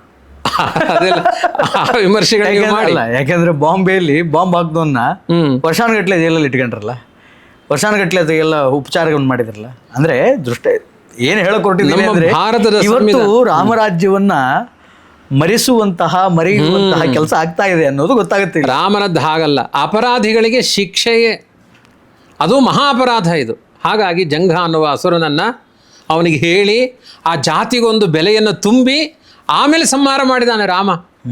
ನಾನು ಆಡಿದ ಮಾತುಗಳಿಗೆ ನನ್ನ ಹತ್ರ ಆಧಾರ ಇದೆ. ನಾನು ನಂದು ತಲೆಯಲ್ಲಿದ್ದನ್ನು ಯಾವುದನ್ನು ಹೇಳಿಲ್ಲ, ನಿಮ್ದಲ್ಲ, ಎಲ್ಲ ವಾಲ್ಮೀಕಿಗಳ ಮಾತು. ಇಷ್ಟು ಸ್ವಚ್ಛವಾಗಿದೆ ರಾಮನ ವ್ಯಕ್ತಿತ್ವ. ಇನ್ನೊಂದು ಸಣ್ಣ ಘಟನೆ ಹೇಳ್ತೇನೆ ನಿಮಗೆ. ಪೇಜಾರು ಸ್ವಾಮಿಗಳು ರಾಮಾಯಣದ ಬಗ್ಗೆ ಈ ಕೋಟೆ ಸ್ಕೂಲಲ್ಲಿ ಪ್ರವಚನ ಮಾಡ್ತಾ ಇದ್ರು. ಬಹಳ ಜನ ಸೇರ್ತಾ ಇದ್ರು ಆ ರಾಮಾಯಣದ ಪ್ರವಚನಕ್ಕೆ. ಅವರು ಅಷ್ಟೇ ಅದ್ಭುತವಾಗಿ ಮಾಡ್ತಾಯಿದ್ರು ನಮ್ಮ ಗುರುಗಳು. ಆವಾಗ ಒಬ್ಬರು ದೊಡ್ಡ ಸಾಹಿತಿ ಅವತ್ತಿನ ಕಾಲದಲ್ಲಿ ಅವರೊಂದು ಪತ್ರ ಬರೆದ್ರು ವಿಶ್ವೇಶ ತೀರ್ಥರಿಗೆ. ನಮ್ಮ ಕನ್ನಡದ ಸಾಹಿತಿನ? ವಿಶ್ವೇಶ ತೀರ್ಥರಿಗೆ ಶಂಭೂಕನ ಸ್ಮರಣೆಗಳು. ಇವರು ಸ್ವಾಮಿಗಳೆಲ್ಲ ಪತ್ರ ಬರಿಬೇಕಾದ್ರೆ ಇವರಿಗೆ ನಾರಾಯಣ ಸ್ಮರಣೆಗಳು ಅಂತ ಬರೀತಾರೆ. ಅದಕ್ಕೆ ಅವನೇನು ಮಾಡಿದ, ಶಂಭೂಕನ ಸ್ಮರಣೆಗಳು ಅಂತ ಬರೆದ. ಬಹಳ ದೊಡ್ಡ ಕವಿಗಳು. ಅಂದ್ರೆ ನಿಮ್ಮ ಬ್ರಾಹ್ಮಣರನ್ನ ಉಳಿಸ್ಲಿಕ್ಕೋಸ್ಕರ ರಾಮ ಶಂಭೂಕನನ್ನು ಕೊಲೆ ಮಾಡಿದಾನೆ, ಶೂದ್ರ ಜಾತಿಯವನು ಅಂತ. ಇವರು ತುಂಬ ಜಾಣ ರಾಮಾಯಣವನ್ನು ಚೆನ್ನಾಗಿ ಅಧ್ಯಯನ ಮಾಡಿದ ಋಷಿಗಳವರು ವಿಶ್ವೇಶ ತೀರ್ಥರು ಅವ್ರು ಬರೆದ್ರು, ಇಂಥ ಸಾಹಿತಿಗಳಿಗೆ ಶಬರಿಯ ಸ್ಮರಣೆಗಳು ಅಂತ ಬರೋದ್ರು. ಶಬಾಷ್. ಶಬರಿಯನ್ನು ಉದ್ಧಾರ ಮಾಡಿದ ನೆನಪು ಮಾಡ್ಕೊಳ್ರಿ. ಹಿಂದಿನ ಕಾಲದವರಿಗೆ ಆ ಸಾಹಿತಿ ಯಾರಂತ ಗೊತ್ತಾಗುತ್ತೆ. ಅಂದ್ರೆ ವಾಲ್ಮೀಕಿಗಳ ಅವರು ಸಾಹಿತಿಗಳು, ವಾಲ್ಮೀಕಿಗಳು, ಅವರ ದೃಷ್ಟಿಕೋನ ಎಷ್ಟು ವಿಶಾಲವಾಗಿದೆ, ಆ ಸಾಹಿತ್ಯವನ್ನು ಓದುವ ನಿಮ್ಮ ದೃಷ್ಟಿಕೋನ ಅಷ್ಟು ವಿಶಾಲವಾಗಿಲ್ಲ ಅಂತ ಅವರಿಗೆ ಸೂಚನೆ ಮಾಡಿದರು ಗುರುಗಳು. ಆದ್ರಿಂದ ಇದು ನೀವು ಎಷ್ಟೇ ಹೇಳಿದರೂ ಕೂಡ ಒಂದು ಜಾತಿಯ ಆಗ್ರಹದಲ್ಲಿ ಇತಿಹಾಸವನ್ನು ಸ್ಥಾಪನೆ ಮಾಡ್ಲಿಕ್ಕೆ ಆಗಲ್ಲ, ಅದನ್ನ ತಿರ್ಸೋಕ್ಕೂ ಆಗಲ್ಲ, ಆಗೋದೇ ಇಲ್ಲ, ಸಾಧ್ಯನೇ ಇಲ್ಲ. ಸತ್ಯ ಯಾವಾಗಲೂ ಸತ್ಯವಾಗಿ ಉಳಿದಿರುತ್ತೆ. ಅಲ್ಲ ಆಚಾರ್ಯ, ಇಷ್ಟು ರಾಮನ ಬಗ್ಗೆ ಹೇಳುವಂಥವರು, ರಾಮ ಆ ಒಂದು ಕೆಲಸ ಮಾಡಿದ್ಯಾಕೆ ಅಂದ್ರೆ ಮರೆ ಹಿಂದೆ ನಿಂತ್ಕೊಂಡು ವಾಲಿಗೆ ಬಾಣ ಬಿಟ್ಟ, ವಾಲಿಯನ್ನು ಮೋಸದಿಂದ ರಾಮ ಕೊಂದ ಅಂತ ಹೇಳೋದು ಯಾಕೆ? ವಾಲಿ ರಾಮಭಕ್ತನಾಗಿದ್ರೂ ಕೂಡ ಯಾಕೆ ರಾಮ ವಾಲಿಯನ್ನ ಸಾಯಿಸಿದ? ಇದು ಆಕ್ಷೇಪಣೆ ಇದೆ, ರಾಮ ಮಾಡಿದ ಅಧರ್ಮ ಅಂತ. ಇದು ಈ ಇತಿಹಾಸದಿಂದ ಅದು ಹೊರಗೆ ಹೋಗೋದೇ ಇಲ್ಲ, ಅದು ದೊಡ್ಡ ಇತಿಹಾಸ ಇದು. ರಾಮ ಯಾಕೆ ಮರೆಯಲ್ಲಿ ಬಾಣ ಹೊಡೆದ, ಯಾಕೆ ಬಾಣ ಹೊಡೆದ ಮರೆಯಲ್ಲಿ ಎನ್ನುವ ಪ್ರಶ್ನೆ ಎಲ್ಲ ಜನರೇಷನ್ ಅವರು ಪ್ರಶ್ನೆ ಕೇಳ್ತಾನೆ ಇರ್ತಾರೆ. ಅದಕ್ಕೆ ಉತ್ತರಗಳು ಕೊಡ್ತಾನೆ ಇರ್ತೇವೆ ಅಷ್ಟೇ. ವಾಸ್ತವಿಕವಾಗಿ ಒಂದು ಕಾರಣ ಇದೆ, ರಾಮನಿಗೆ ಇದರಲ್ಲಿ ಇಂಟ್ರೆಸ್ಟೇ ಇರಲಿಲ್ಲ. ವಾಲಿ ಸುಗ್ರೀವರ ಗಲಾಟೆಯಲ್ಲಿ ರಾಮನಿಗೆ ಆಸಕ್ತಿಯೇ ಇರಲಿಲ್ಲ. ಲೀಸ್ಟ್ ಬೋದರ್ ಅವರಿಬ್ರು ಒಟ್ಟು ಮಾಡೋದ್ರಲ್ಲಿ ಆಸಕ್ತಿ ಇತ್ತು. 16 ದಿನ ಟೈಮ್ ತಗೊಂಡ ರಾಮ, ತಿಳುವಳಿಕೆಯ ಮಾತನ್ನು ಹೇಳಿದ. ಸುಗ್ರೀವ, ಅಣ್ಣನ ವಿರೋಧ ಮಾಡಬೇಡ, ಯಾಕೆಂದ್ರೆ ನಮ್ಮ ಭಾರತೀಯ ಸಂಸ್ಕಾರ ಹೇಗೆ ಅಂದರೆ ಕೂಡು ಕುಟುಂಬ. ಇವತ್ತು ಪಾಶ್ಚಾತ್ಯ ದೇಶಗಳಲ್ಲಿ 16 ವರ್ಷ ಆಯಿತು ಅಂದರೆ ಮಗ ಬೇರೆ ಅಪ್ಪ ಬೇರೆ ಆಗಿಬಿಡ್ತಾರೆ. ನಮ್ಮ ಭಾರತೀಯ ಸಂಸ್ಕಾರಗಳ ಹಾಗಿಲ್ಲ. ಇವತ್ತು ಎಷ್ಟೋ ಮನೆಗಳಲ್ಲಿ ಅಜ್ಜ ಮಗ ಅವ್ರ ಎಲ್ಲ ಒಟ್ಟಿಗೆ ಇರ್ತಾರೆ, ಕೂಡು ಕುಟುಂಬ. ಇದು ರಾಮ ಹಾಕೊಟ್ಟ ಆದರ್ಶಗಳು. ಅಂತ ರಾಮ ಯಾರ್ದೋ ಮನೆಗೆ ಹೋಗಿ ಹುಳಿ ಹಿಂಡ್ತಾನ, ಅಣ್ಣ ತಮ್ಮನ್ನು ಬೇರೆ ಮಾಡಿಬಿಡ್ತಾನ, ಅವನ ಆದರ್ಶ ನಾಯಕ ಆಗ್ತಾನ. ಹಾಗಾಗಿ ರಾಮ ತುಂಬಾ ತಿಳುವಳಿಕೆಯ ಮಾತನ್ನು ಹೇಳಿದ, ಸಂಧಾನ ಮಾಡಿಸ್ತೇನೆ, ಅವನ ಎಲ್ಲಾ ರೀತಿಯಲ್ಲೂ ನಿನಗೆ ಸಮಾಧಾನಗಳಾಗುತ್ತೆ. ಇಲ್ಲ ಕೆಲವರು ಹೇಳೋದು ರಾಮ ಸ್ವಾರ್ಥಿ ಆಗಿದ್ದ, ವಾಲಿನ ಕೊಂದ್ರೆ ನೀನು ಹೆಂಡ್ತಿನ ಕೊಡಿಸ್ತೀನಿ ಅಂತ ಹೇಳಿದ್ದ ಸುಗ್ರೀವ. ಅದಕ್ಕೆ ತನ್ನ ಹೆಂಡತಿಯ ಸ್ವಾರ್ಥಕ್ಕೋಸ್ಕರ ವಾಲಿಯನ್ನ ತೆರೆಮರೆಯಲ್ಲಿ ನಿಂತು ಹೊಡೆದಾಕ್ಬಿಟ್ಟ ಅಂತ. ಹಾಗಿಲ್ಲೇ ಇಲ್ಲ. ನೀವು ರಾಮಾಯಣ ನೋಡಿ, ವಾಲಿ ಪ್ರಮೇಯವೇ ಇಲ್ಲ. ಮೊದಲನೇ ಬಾರಿ ಯುದ್ಧಕ್ಕೆ ಹೋಗ್ತಾನೆ ಸುಗ್ರೀವ. ರಾಮ ನ್ಯೂಟ್ರಲ್ ಪಾಲಿಸಿ, ಅವನು ಏನೂ ಮಾಡ್ಲಿಕ್ಕೆ ಹೋಗಲ್ಲ, ಹೋಗೋದೇ ಇಲ್ಲ. ವಾಲಿಗೂ ಹೊಡೆಯಲ್ಲ, ಸುಗ್ರೀವನಿಗೂ ಹೊಡೆಯಲ್ಲ, ಸುಮ್ಮನೆ ಕೂತ್ಕೊಂಡ್ಬಿಡ್ತಾನೆ. ಸುಗ್ರೀವ ಬಂದು ಹೇಳ್ತಾನೆ, ಇಲ್ಲ ನಾನು ಇಷ್ಟು ಬೇಡ್ಕೊಳ್ತಾ ಇದ್ದೀನಿ, ಸಿಗ್ಗಾಮುಗ್ಗ ಹೊಡೆದ್ಬಿಟ್ಟ, ಸಪೋರ್ಟ್ ಮಾಡ್ತೀನಿ ಅಂತ ಹಿಂಗೆ ಮಾಡಿದೆಯಲ್ಲ. ಅಷ್ಟೊಂದು ತರಾತುರಿಯಲ್ಲಿ ರಾಮ ಉಪಕಾರ ಮಾಡಬೇಕು ತನ್ನ ಹೆಂಡತಿ ಸಿಗ್ಲಿಕ್ಕೆ ಅಂತ ಇದ್ದಿದ್ರೆ ಮೊದಲನೇ ಬಾರಿ ನಡಿ ಅಂತ ಇವನೇ ಪ್ರಚೋದನೆ ಮಾಡಿ ಹೊಡೆದಾಕ್ಬಿಡ್ಬೇಕಾಗಿತ್ತು. ಹಂಗೆ ಮಾಡೇ ಇಲ್ಲ, ಅರ್ಜೆಂಟಲ್ಲಿ ಹಂಗೆ ಮಾಡಲೇ ಇಲ್ಲ. ಸುಗ್ರೀವ ಬಂದು ನಿಂತ್ಕೊಂಡು ಕೇಳ್ತಾನೆ, ರಾಮ ಹಿಂಗ್ಯಾಕೆ ಮೋಸ ಮಾಡಿದೆ? ರಾಮ ಸುಮ್ಮನೆ ಹೇಳ್ತಾನೆ, ನೀವು ಸುಗ್ರೀವ ಯಾರೋ ವಾಲಿ ಯಾರೋ ಗೊತ್ತಾಗಲಿಲ್ಲ, ಬಾಣ ಪ್ರಯೋಗ ಮಾಡಿದ್ರೆ ನೀನೇ ಸತ್ತೋಗ್ಬಿಟ್ರೆ ಗೊತ್ತಾಗ್ಲಿಲ್ಲ ಅಂತಾನೆ ರಾಮ. ಆಟ ಕಟ್ತಾನೆ. ಸುಗ್ರೀವ ಹೇಳ್ತಾನೆ, ಇದೆಲ್ಲ ನಾನು ನಂಬಲ್ಲ. ಇಲ್ಲ ಹನುಮಂತ ನಿಂಗೊಂದು ಮಾಲೆ ಹಾಕ್ತಾನೆ, ನೆಕ್ಸ್ಟ್ ಟೈಮಲ್ಲಿ ಹೋಗು ಅಂತ ಹೇಳ್ತಾನೆ. ಅದ್ರ ಮರ್ಮ ಏನು ಗೊತ್ತಾ? ಈ ವಾಲಿ ಸುಗ್ರೀವನಿಗೆ ಸಿಕ್ಕಾಪಟ್ಟೆ ಹೊಡಿತಾನೆ, ಅವನು ಸಾಯುವಾಗ ಹೊಡಿತಾನೆ. ಈ ಸಾಯುವ ಸಮಯದಲ್ಲಿ ಅಣ್ಣ ತಮ್ಮಂದಿರಲ್ಲಿ ಏನೋ ಪ್ರೀತಿ ಹುಟ್ಬಿಡುತ್ತೆ. ಅಯ್ಯೋ ನನ್ನ ತಮ್ಮ ಅನ್ನುವ ಪ್ರೀತಿ ಹುಟ್ಟುತ್ತೆ. ಅದರ ನಿರೀಕ್ಷೆಯಲ್ಲಿದ್ದ ರಾಮ. ಅಂದರೆ ಎಷ್ಟೇ ಪರಸ್ಪರ ವೈರಗಳಿದ್ರು ಅಣ್ಣ ತಮ್ಮಂದಿರಲ್ಲಿ, ಯಾವುದೋ ಒಂದು ಕಾರಣದಿಂದ ಆ ವೈರ ಪರಿಹಾರ ಆಗಿಬಿಡುತ್ತೆ. ಕರ್ಣನಿಗೆ ಬಾಣ ಹೊಡೆಯುವಾಗ ಅರ್ಜುನನಿಗೆ ಒಂದು ಸ್ವಲ್ಪ ಕರುಳಿನ ಭಾವನೆಗಳು ಅಭಿವ್ಯಕ್ತಿ ಆಗುತ್ತೆ. ಆ ಅಭಿವ್ಯಕ್ತಿಗೆ ಒಂದು ಅವಕಾಶ ಕೊಟ್ಟ ರಾಮ. ನೋಡೋಣ ಹಂಗಾದ್ರೂ ಒಂದಾಗಲಿ ಅಂತಾನೆ ಇತ್ತು ರಾಮನಿಗೆ. ಇಬ್ರು ತನ್ನ ಭಕ್ತರೆ. ವಾಲಿಯನ್ನ ರಾಮ ದೂರ ಮಾಡ್ಲೇ ಇಲ್ಲ ರೀ. ಅದೇ ವಾಲಿ ಇಂದ್ರನಾಗಿ ಅವನೇ ಅರ್ಜುನನಾಗಿ ಬಂದ. ಅವನ ಮನೆ ಕುದುರೆ ತೊಳೆದಿದ್ದಾನೆ, ಇದೇ ಕೃಷ್ಣ. ನೀವು ಇತಿಹಾಸ ಓದಿದ್ರೆ ಎರಡೂ ಓದ್ಬೇಕಪ್ಪ, ಇಲ್ಲ ಅಂದ್ರೆ ಅದರ್ಧ ಇದರ್ಧ ಬೇರೆ ಬೇರೆ ಮಾಡಬಾರ್ದು. ಅದೇ ರಾಮನೇ ಈ ಕೃಷ್ಣ. ವಾಲಿಯಲ್ಲೂ ತುಂಬ ಪ್ರೀತಿ ಇದೆ ರಾಮನಿಗೆ.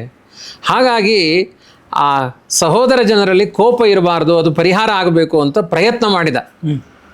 ಒಂದು ಥರ ದಾಕ್ಷಿಣ್ಯ ರೀ. ಅಂದರೆ ಈಗ ಅವನು ಭಕ್ತ ವಾಲಿ, ಎದುರುಗಡೆ ಬಂದು ಹೊಡೆಯೋಕ್ಕಾಗುತ್ತಾ? ಶರಣಾಗತನಾಗ್ಬಿಡ್ತಾನೆ. ಅವನು ಮಾಡಿದ ತಪ್ಪುಗಳೂ ಇದೆ, ತನ್ನ ಸ್ವಾರ್ಥಕ್ಕೆ ಹೊಡೆದಿದ್ದಲ್ಲ. ರಾವಣನ ಜೊತೆಗೆ ಮೈತ್ರಿ ಇತ್ತು ಅವನಿಗೆ, ವಾಲಿಗೆ. ವಾಲಿಯ ಕಮಿಟ್ಮೆಂಟ್ ಹೇಗೆ ಗೊತ್ತಾ? ಸೀತೆ ಅಪಹರಣ ಆದಮೇಲೂ ಕೂಡ ಆದ ಮೇಲೆ ಇದ್ದದ್ದು. ನಿನ್ ರಾಜ್ಯ ನನ್ನ ರಾಜ್ಯ, ನಿನ್ ಸಂಪತ್ತು ನನ್ನ ಸಂಪತ್ತು, ನಿನ್ ಹೆಂಡತಿ ನನ್ನ ಹೆಂಡತಿ ಅನ್ನುವ ಕಮಿಟ್ಮೆಂಟ್ ಇತ್ತು ಅಲ್ಲಿ. ರಾಮಾಯಣದಲ್ಲಿದೆ, ಇದೇ ಮಾತಿದೆ, ವಾಲ್ಮೀಕಿಗಳು ಹೇಳ್ತಾರೆ. ಈ ಭ್ರಷ್ಟಾಚಾರ ದುರಾಚಾರಗಳ ಬಗ್ಗೆ ದೊಡ್ಡ ಪ್ರತಿಭಟನೆ ಇದೆ ರಾಮನದ್ದು. ಹಾಗಾಗಿ ವಾಲಿಯನ್ನು ಹೊಡಿಬೇಕು, ಬಂದು ಶರಣಾಗತನಾಗ್ಬಿಟ್ರೆ ಅವಾಲ ಹೇಳಿದ್ನಲ್ಲ, ಈ ತುಂಬ ಅನ್ಯಾಯ ಮಾಡಿ ಶರಣಾಗತನಾದರೆ ಬಿಟ್ಬಿಡ್ಲಿಕ್ಕಾಗುತ್ತೋ, ಅದಕ್ಕೆ ಶಿಕ್ಷೆ ಕೊಡಬೇಕಾ ಬೇಡವಾ? ಶಿಕ್ಷೆ ಕೊಟ್ಟ. ಪ್ರಧಾನ ಪ್ರಶ್ನೆ, ಎದುರುಗಡೆ ಹೋಗಿದ್ರೆ ಶರಣಾಗತನಾಗ್ತಿದ್ದ, ಹೊಡಿಲಿಲ್ಲ. ಇನ್ನು ಕೆಲವರು ಹೇಳ್ತಾರೆ ಇಲ್ಲ, ಎದುರಿಗೆ ಹೋಗಿದ್ರೆ ರಾಮನ ಅರ್ಧ ಬಲ ವಾಲಿಗೆ ಬಂದ್ಬಿಡ್ತಿತ್ತು. ಅದು ಒಂದು ಕಥೆ ಇದೆ. ಅದೆಲ್ಲ ಯಕ್ಷಗಾನದಲ್ಲಿ ಅವೆಲ್ಲ, ರಾಮಾಯಣದಲ್ಲಿ ಇಲ್ಲ ಆ ಕಥೆ. ಅರ್ಧ ಬಲ ರಾಮನದ್ದು ಹೋಗುವ ಸ್ಥಿತಿಯೇ ಇಲ್ಲ. ಯಾಕೆ ತೆರೆಮೆರೆಯಲ್ಲಿ ಹೊಡೆದ ಅಂತ ಅದಕ್ಕೊಂದು ಜಗತ್ತಿನ ಒಂದು ಆದರ್ಶವನ್ನು ಹೇಳಿದ ರಾಮ.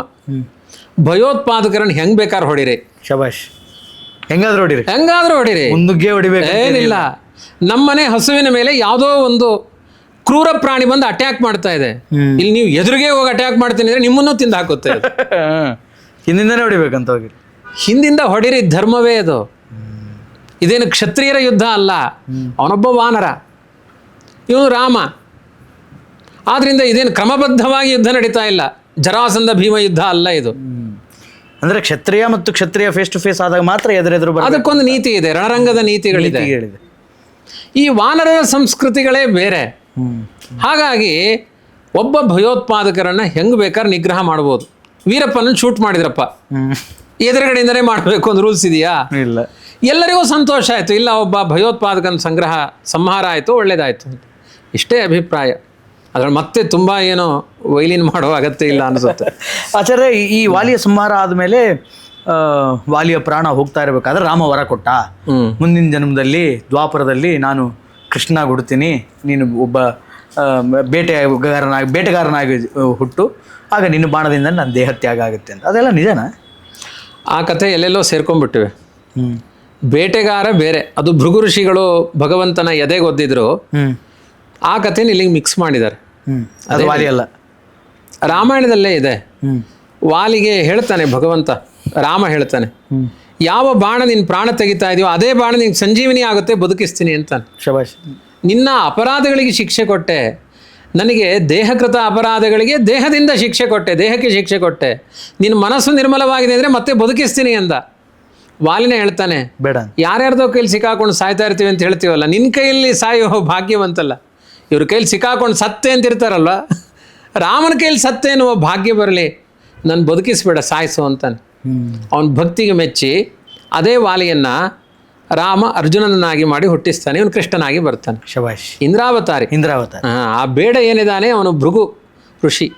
ಕೊನೆ ಕ್ಷಣದಲ್ಲಿ ವಾಲಿಗೆ ತನ್ನ ಪಾಪದ ಪ್ರಾಯಶ್ಚಿತ್ತ, ಅವನಿಗೆ ಆ ಪಾಪಕ್ಕೆ ಪಶ್ಚಾತ್ತಾಪ ಪಟ್ಟಿದ್ದಕ್ಕೇನೆ ಇಂದ್ರನಾಗಿ ಪಾಂಡವರಲ್ಲಿ ಅಗ್ರಗಣ್ಯನಾಗಿ ಹುಟ್ಟುವ ಭಾಗ್ಯ ಬಂತು ಅರ್ಜುನನಾಗಿ.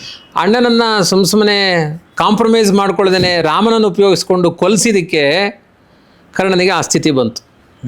ಅದೇ ಸುಗ್ರೀವ ಕರ್ಣನಾಗಿ ಬಂದ, ಇದೇ ವಾಲಿ ಅರ್ಜುನನಾಗಿ ಬಂದ. ಅರ್ಜುನನಿಗೆ ಎಲ್ಲಾ ಭೋಗ ಭಾಗ್ಯಗಳಿದೆ, ಕರ್ಣ ಕಳ್ಕೊಂಡ ಎಲ್ಲ. ಯಾಕೆ ಅಂದ್ರೆ ಅಣ್ಣನ ಅಲ್ಲಿ ಮಾಡಿದ. ಆದ್ರಿಂದ ಕರ್ಮ ಬೆನ್ನು ಹತ್ತುತ್ತೆ. ಎಲ್ಲರೂ ಹೇಳ್ತಾರೆ, ಒಪ್ಪದನೇ ಇದ್ದವರು ಹೇಳ್ತಾರೆ ನನ್ನ ಕರ್ಮ ಅಂತಾರೆ. ಕರ್ಮ ಬೆನ್ನು ಹತ್ತುತ್ತೆ ರೀ, ಆ ಕರ್ಮ ಅನುಭವಿಸಿದ. ಆಚಾರ್ಯ, ಶಬರಿಯ ಭಕ್ತಿ ದೊಡ್ಡ ನಿದರ್ಶನ ಇವತ್ತು. ಶಬರಿಯಂತಹ ರಾಮನನ್ನ ಪೂಜಿಸಿದಂತಹ ಮಹಿಳೆ, ಶಬರಿ ಮಾಡಿದಂತಹ ಭಕ್ತಿ ಯಾರೂ ಮಾಡ್ಲಿಕ್ಕೆ ಸಾಧ್ಯ ಇಲ್ಲ ಅಂತ. ಮೇಜರ್ಲಿ ಶಬರಿ ಅಂತಂದ್ರೆ ಎಂಜಲ ಫಲಗಳನ್ನು ರಾಮನಿಗೆ ಅರ್ಪಿಸಿದ್ಲು, ರಾಮ ಅದನ್ನು ಪ್ರೀತಿಯಿಂದ ಸ್ವೀಕಾರ ಮಾಡಿದ ಅನ್ನುವಂತಹ ಕಥೆ ಇದೆ. Basically this is true. ಇದು ನಿಜಾನಾ ಅಥವಾ ರಾಮಾಯಣದಲ್ಲಿ ಇದು ಇದೇನಾ? ರಾಮಾಯಣದಲ್ಲೇ ಇರುವ ಕಥೆ ರೀ. ರಾಮ ಎಂಜಲು ತಿಂದ. ಯಾಕೆ ಎಂಜಲು ತಿನ್ನಬಾರದು? ಯಾಕೆ ಅಂದರೆ ಇನ್ನೊಬ್ರು ಉಸಿರೇ ತಾಗಬಾರ್ದು. ನಮ್ಮ ಕೊರೋನಾ ಪಾಠ ಮಾಡಿದೆ, ಇನ್ನೊಬ್ರು ಉಸಿರು ಇನ್ನೊಬ್ರಿಗೆ ತಾಗಬಾರದು. ಇನ್ನೊಬ್ರು ಎಂಜಲನ್ನು ಇನ್ನೊಬ್ರು ತಿನ್ನಬಾರದು, ಆರೋಗ್ಯಕ್ಕೆ ಹಾನಿ ಆಗುತ್ತೆ, ಪ್ರಧಾನ ಕಾರಣ. ಅಂತಹದ್ದು ಶಬರಿ ಎಂಜಲಿನ ಹಣ್ಣನ್ನು ಒಬ್ಬ ರಾಜನಿಗೆ ಕೊಟ್ಲು, ರಾಮ ತಿಂದ್ರೋ ಇಲ್ಲೋ ಅಂತ.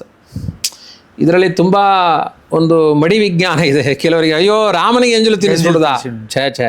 ಅದಕ್ಕೆ ಒಂದು ಮರದ ಹಣ್ಣುಗಳನ್ನು ತಿಂತಾ ಇಲ್ಲೋ. ಒಂದು ಮರದ ಹಣ್ಣು ರುಚಿಯಾಗಿದ್ದರೆ ಉಳಿದ ಹಣ್ಣೆಲ್ಲ ರುಚಿಯಾಗಿರುತ್ತೆ ಅಂತ. ಅದು ಎಂಜಲಲ್ಲ, ಅವಳು ತಿಂದು ನೋಡಿದ ಮರದ ಹಣ್ಣು ಅಂತ. ಕೆಲವರೆಲ್ಲ ಬುಟ್ಟಿಯಿಂದ ಒಂದು ತೆಗೆದು ದ್ರಾಕ್ಷಿಯನ್ನು ಟೇಸ್ಟ್ ಮಾಡ್ತೀವಲ್ಲ ಆ ಥರ. ಕೆಲವರು ಹಂಗೆ ಬಾಯಿ ಹಚ್ಚಿ, ಇನ್ನು ಕೆಲವರು ಇಲ್ಲ ಅದೇ ಹಣ್ಣನ್ನು ಕಚ್ಚಿ ಇದು ಯಾವ್ದು ರುಚಿಯಾಗಿದೆ ಅದೊಂದು ರಾಮನಿಗೆ ಅಂತ ಅರ್ಧ ತೆಗೆದಿಡ್ತಿದ್ಲು. ಇದ್ರ ಬಗ್ಗೆ ರಾಮಾಯಣದಲ್ಲಿ ಶಬರಿ ಎಂಜಲನ್ ತಿಂದ ಅಂತಿದೆ. ಹೆಂಗೆ ತಿಂದ ಅನ್ನೋ ವಿವರಣೆ ಇಲ್ಲ, ಆದರೆ ತುಂಬ ಚೆನ್ನಾಗಿದೆ ಅದು. ರಾಮ ತಿಂದ ಎಂಜಲಿನ ಪದ್ಧತಿ ಚೆನ್ನಾಗಿದೆ. ಮೊದಲನೆಯದ್ದು, ನೀವು ದಾಕ್ಷಿಣ್ಯ ಪಡಬೇಡಿ. ಎಂಜಲ ಹಣ್ಣನ್ನು ಕಚ್ಚಿ ತಿಂತಾ ಇದ್ಲು, ಯಾವುದು ಟೇಸ್ಟ್ ಇದೆಯೋ ಅದನ್ನೇ ತೆಗೆದಿಡ್ತಿದ್ಲು. ರಾಮ ಅದನ್ನೇ ತಿಂದ. ನೀವು ಯಾಕೆ ಸಂಕೋಚ ಮಾಡ್ತೀರಿ? ಮತ್ತೆ ಎಂಜಲ್ ತಿಂದಂಗೆ ಆಯ್ತಲ್ಲ. ಈ ಎಂಜಲು ತಿಂದಂಗೆ ಆಯಿತು ಅಂತ ತಿಂತಾನೆ ರಾಮ. ನಾನು ಅನೇಕ ಕಾರಣ ಹೇಳ್ತೀನಿ. ಅವಾಗ ಹೇಳಿದೆ ನಾನು, ಬರೀ ಶಂಭೂಕನ ನೋಡಬಾರ್ದು, ಅವನು ಹಿಂದಿನ ಜನ್ಮ ನೋಡಬೇಕು ಅಂತ. ಶಬರಿ ಅಂತ ನೋಡಬಾರ್ದು, ಶಬರಿ ಹಿಂದಿನ ಜನ್ಮ ನೋಡಿ. ಅವಳು ಯಾರು? ಒಂದು ಅಪ್ಸರೆ ಅವಳು. ಅಪ್ಸರೆಯರಿಗೆ ದೇವರೇ ಗಂಡ, ದೇವತೆಗಳಿಗೆಲ್ಲ ಅವ್ರವ್ರ ಗಂಡಂದ್ರು ಬೇರೆ ಇರ್ತಾರೆ. ಅಪ್ಸರಾ ಸ್ತ್ರೀಯರಿಗೆ ಭಗವಂತನೇ ಪತಿ. ಹಾಗಾಗಿ ಪತಿ ಪತ್ನಿಯರ ಸಂಬಂಧದಲ್ಲಿ ಎಂಜಲಿಲ್ವಾ? ಕಾಮನ್ ಸೆನ್ಸ್ ಅರ್ಥ ಮಾಡ್ಕೊಳ್ಳಿ. ಆದ್ರೆ ಸುಮಾರು ಜನರಿಗೆ ಶಬರಿ ಹಿಂದಿನ ಜನ್ಮದಲ್ಲಿ ಅಪ್ಸರೆ ಆಗಿಲ್ಲ ಅನ್ನೋದೇ ಗೊತ್ತಿಲ್ವಲ್ಲ. ಗೊತ್ತಿಲ್ಲ ಅನ್ನೋದು ಅಧ್ಯಯನದ ಕೊರತೆ ಅಷ್ಟೇ. ವಾಸ್ತವಿಕಗಳು ಅಪ್ಸರೆ. ಮತ್ತು ಇನ್ನೊಂದು ಕಾರಣ, ಮಡಿ ಮೈಲಿಗೆ ಮಾಡುವಂತಹ ಕುಲದಲ್ಲಿ ಹುಟ್ಟಿದವಳೇನಲ್ಲ ಅವಳು. ಬಿಲ್ಲವ ಜಾತಿ ಕಾಡಿನಲ್ಲಿದ್ದ ಶಬರಿ. ಅವಳಿಗೆ ಯಾಕ್ರಿ ಅಷ್ಟೊಂದು ಮಡಿ ಮೈಲಿಗೆ ಪಾಠ ಮಾಡ್ತೀರಿ? ಅವಳ ಭಾವಶುದ್ಧಿ ಇತ್ತು. ನಾನೊಂದು ಪ್ರಧಾನವಾದ ಮಾತನ್ನು ಹೇಳಬೇಕಾಗಿದೆ. ಯಾವುದೇ ಎಂಜಲು ಮುಸರೆಗಳು ಅದರ ಬಗ್ಗೆ ಅವಹೇಳನ ಇಲ್ಲ ಇಲ್ಲಿ. ತುಂಬ ತಾತ್ವಿಕವಾದ ಅಭಿಪ್ರಾಯ ಇದೆ ಇಲ್ಲಿ. ಭಾವನೆಗಳನ್ನು ನೋಡಿದ ರಾಮ ಅಂತ ಅರ್ಥ. ಅವನು ಯಾವುದೂ ತಿನ್ನಲ್ಲ ವಾಸ್ತವಿಕವಾಗಿ ಹೇಳಬೇಕು ಅಂದರೆ. ನೀವು ಫ್ರೆಶ್ ಆಗಿರೋ ಹಣ್ಣು ಕೊಡಿ, ಅನಂತ ಪದ್ಮನಾಭನಿಗೆ ಅಂತ ಬಾಳೆಹಣ್ಣು ನೈವೇದ್ಯ ಮಾಡಿ, ಅವನು ತಿಂದಿರ್ತಾನ ನೋಡಿ. ಅವನು ಸಚ್ಚಿದಾನಂದ ವಿಗ್ರಹ ಒಂದು ರೀತಿಯಲ್ಲಿ. ಅವನು ಇಂಥ ಪದಾರ್ಥಗಳು ಬೇಡವೇ ಬೇಡ ಅವನಿಗೆ. ಅವನೇ ಸೃಷ್ಟಿ ಮಾಡಿದ್ದೆಲ್ಲ. ಅವನು ಭಾವವನ್ನು ಸ್ವೀಕಾರ ಮಾಡ್ತಾನೆ. ಶಬರಿ ಎಂಜಲನ್ ತಿಂದ ಅಂದರೆ ಶಬರಿಯ ಭಾವವನ್ನು ಸ್ವೀಕಾರ ಮಾಡಿದ ಅಂತ ಅರ್ಥ. ಆಕೆ ಭಕ್ತಿಯನ್ನು ಸ್ವೀಕಾರ ಮಾಡಿದ, ಭಕ್ತಿಯನ್ನ ಭಾವ. ನೀವು ಒಳ್ಳೊಳ್ಳೆ ಪದಾರ್ಥ ತೊಗೊಂಡೋಗಿ ದೇವ್ರ ಮುಂದೆ ಇಡಿ, ಭಾವನೆ ಇಲ್ಲ ಅಂದರೆ ಅಹಂಕಾರದ ಪದಾರ್ಥ ಒಲ್ಲನೋ ಹರಿಕೊಳ್ಳನೋ ಅವನಿಗೆ ಬೇಡ, ಅದು ಬೇಡ. ಭಕ್ತಿ ಇಲ್ಲದೆ ಇದ್ದದ್ದು ದೂಷಿತ. ಯಾವುದು ಭಾವನೆ ಇತ್ತೋ ಅದನ್ನು ಸ್ವೀಕಾರ ಮಾಡ್ತಾನೆ. ಇನ್ನು ಹೊರಗಡೆ ಇರೋ ಹಣ್ಣನ್ನು ಬರೀ ಭಾವ ತಗೊಂಡ ಹಣ್ಣನ್ನೇ ತಿಂದ್ರು ಅಂತ ಒಂದು ಪ್ರಶ್ನೆ. ಹಣ್ಣನ್ನೇ ತಿಂದ ದೇವರು. ಹೌದಾ? ಹೇಗೆ ತಿಂದ? ಎಲ್ಲ ಸಮಾಜಕ್ಕೆ ಪಾಠ. ನೀವು ಏನು ತಿನ್ನಬೇಕಾದ್ರೂ ದೇವರೇ ನೀನು ಕೊಟ್ಟಿದ್ದು ಅಂತ ತಿನ್ನಿ. ಏನು ತಿಂತೀರಿ ಅದು ರಾಮನಿಗೆ ತಲುಪುತ್ತೆ. ಅರ್ಥ ಆಯ್ತಾ? ಕಚ್ಚಿಟ್ಟಿದ್ದು ಅರ್ಧ ತಿಂದಿದ್ದಲ್ಲ, ಕಚ್ಚಬೇಕಾದ್ರೆ ಹೊಟ್ಟೆ ಒಳಗೆ ಹೋಯ್ತಲ್ಲ ಅದನ್ನೇ ರಾಮ ತಿಂದ. ಎಷ್ಟು ಚೆನ್ನಾಗಿದೆ ನೋಡಿ. ಜಗನ್ನಾಥ ದಾಸರು ಇದ್ದಾರೆ, ಒಬ್ರು ಹರಿದಾಸರು. ಅವ್ರು ಹೇಳ್ತಾರೆ, ಶಬರಿ ಎಂಜಲನುಂಡ. ಊಟ ಮಾಡ್ಬೇಕಾದ್ರೆ ನೀವು ತುತ್ತು ತುತ್ತಿಗೂ ಈ ಕಥೆ ನೆನಪು ಮಾಡ್ಕೊಳ್ರಿ, ರಾಮಾಯಣದ ಕಥೆ. ಪ್ರತಿ ತುತ್ತನ್ನು ದೇವರು ತಿಂತಾನೆ ಅಂತ ಅನ್ಕೊಳ್ಳಿ, ಅದೊಂದು ಪೂಜೆ ಆಗುತ್ತೆ, ಅದೊಂದು ಹೋಮ ಆಗುತ್ತೆ, ಅದೊಂದು ಯಜ್ಞ ಆಗುತ್ತೆ. ಅನುಸಂಧಾನ ಇರಬೇಕು. ಹಾಗಾಗಿ ರಾಮನ ಪ್ರತಿಯೊಂದು ನಡೆಗಳಲ್ಲಿಯೂ ತುಂಬ ಜೀವನಾದರ್ಶಗಳಿದೆ.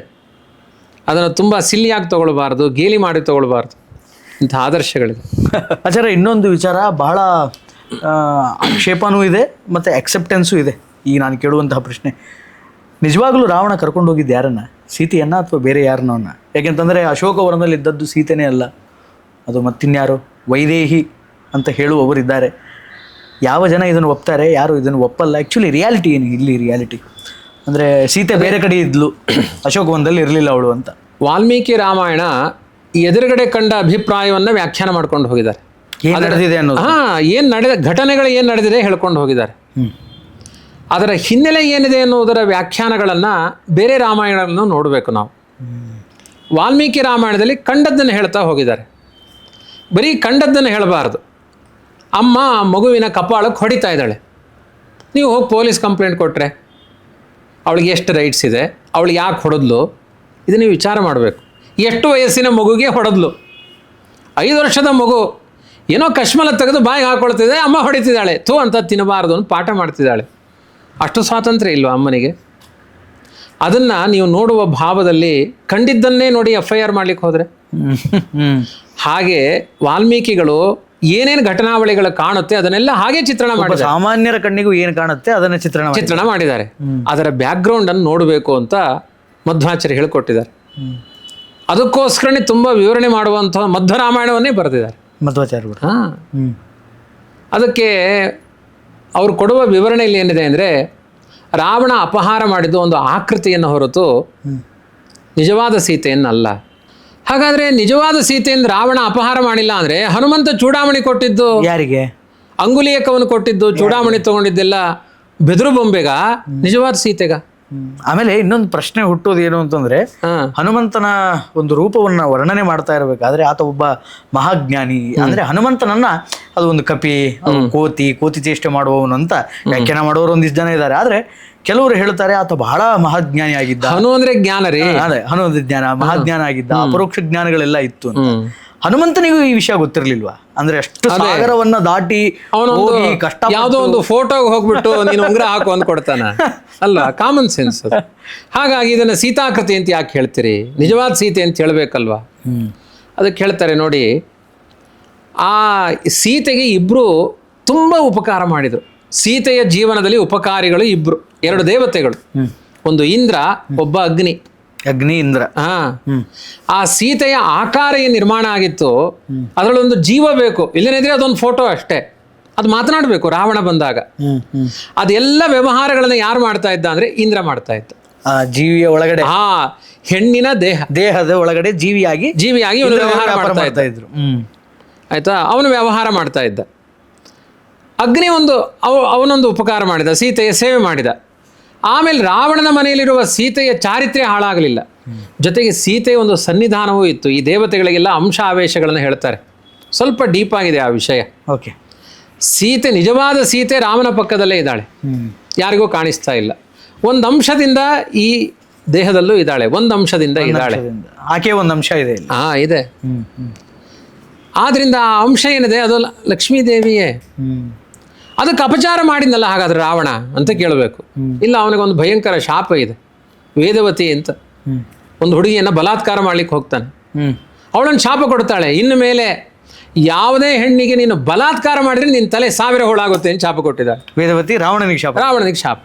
ಹಾಗಾಗಿ ಅವನು ಅಲ್ಲಿ ಸೀತೆಯ ಸನ್ನಿಧಾನ ಇರುವಂತಹ, ಅವನಿಗೇನು ಗೊತ್ತಿಲ್ಲ ಇದು ಬೊಂಬೆನ, ಇದು ಸೀತೆಯ. ಅವನ ಪ್ರಕಾರ ನಿಜವಾದ ಸೀತೆಯೇ. ಆದ್ರೂ ಬಲಾತ್ಕಾರ ಮಾಡೋ ಹಾಗಿಲ್ಲ.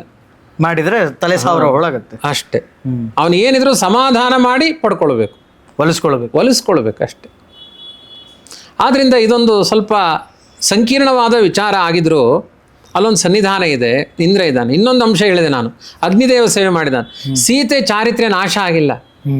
ಅಗ್ನಿ ಪರೀಕ್ಷೆಯಲ್ಲಿ ಅವಳು ಆಯ್ತಾ? ನಿಜವಾಗ್ಲೂ ಅಗ್ನಿ ಪರೀಕ್ಷೆ ಆಗಿದೆ. ಅಂದ್ರೆ ರಾಮ ಅಗಸರ ಮಾತು, ಉತ್ತರಕಾಂಡದಲ್ಲಿದೆ ಅಲ್ಲ, ರಾಮ ಅಗಸರ ಮಾತು ಕೇಳಿ ಸೀತೆಯ ಮೇಲೆ ಅನುಮಾನ ಪಟ್ಟು ಅಷ್ಟು ಅಜ್ಞಾನ ಅದಾಗಿದ್ದಕ್ಕೆ ಸೀತೆ ರಾಮರು ಒಂದು ಕಾಲ ಆಲೋಚನೆ ಮಾಡ್ತಾರೆ. ಈಗ ನೋಡಿ, ತ್ರೇತಾಯುಗದಲ್ಲಿ ಒಬ್ಬೊಬ್ಬರಿಗೆ 18 ಜನ ಮಕ್ಕಳಿದ್ರು.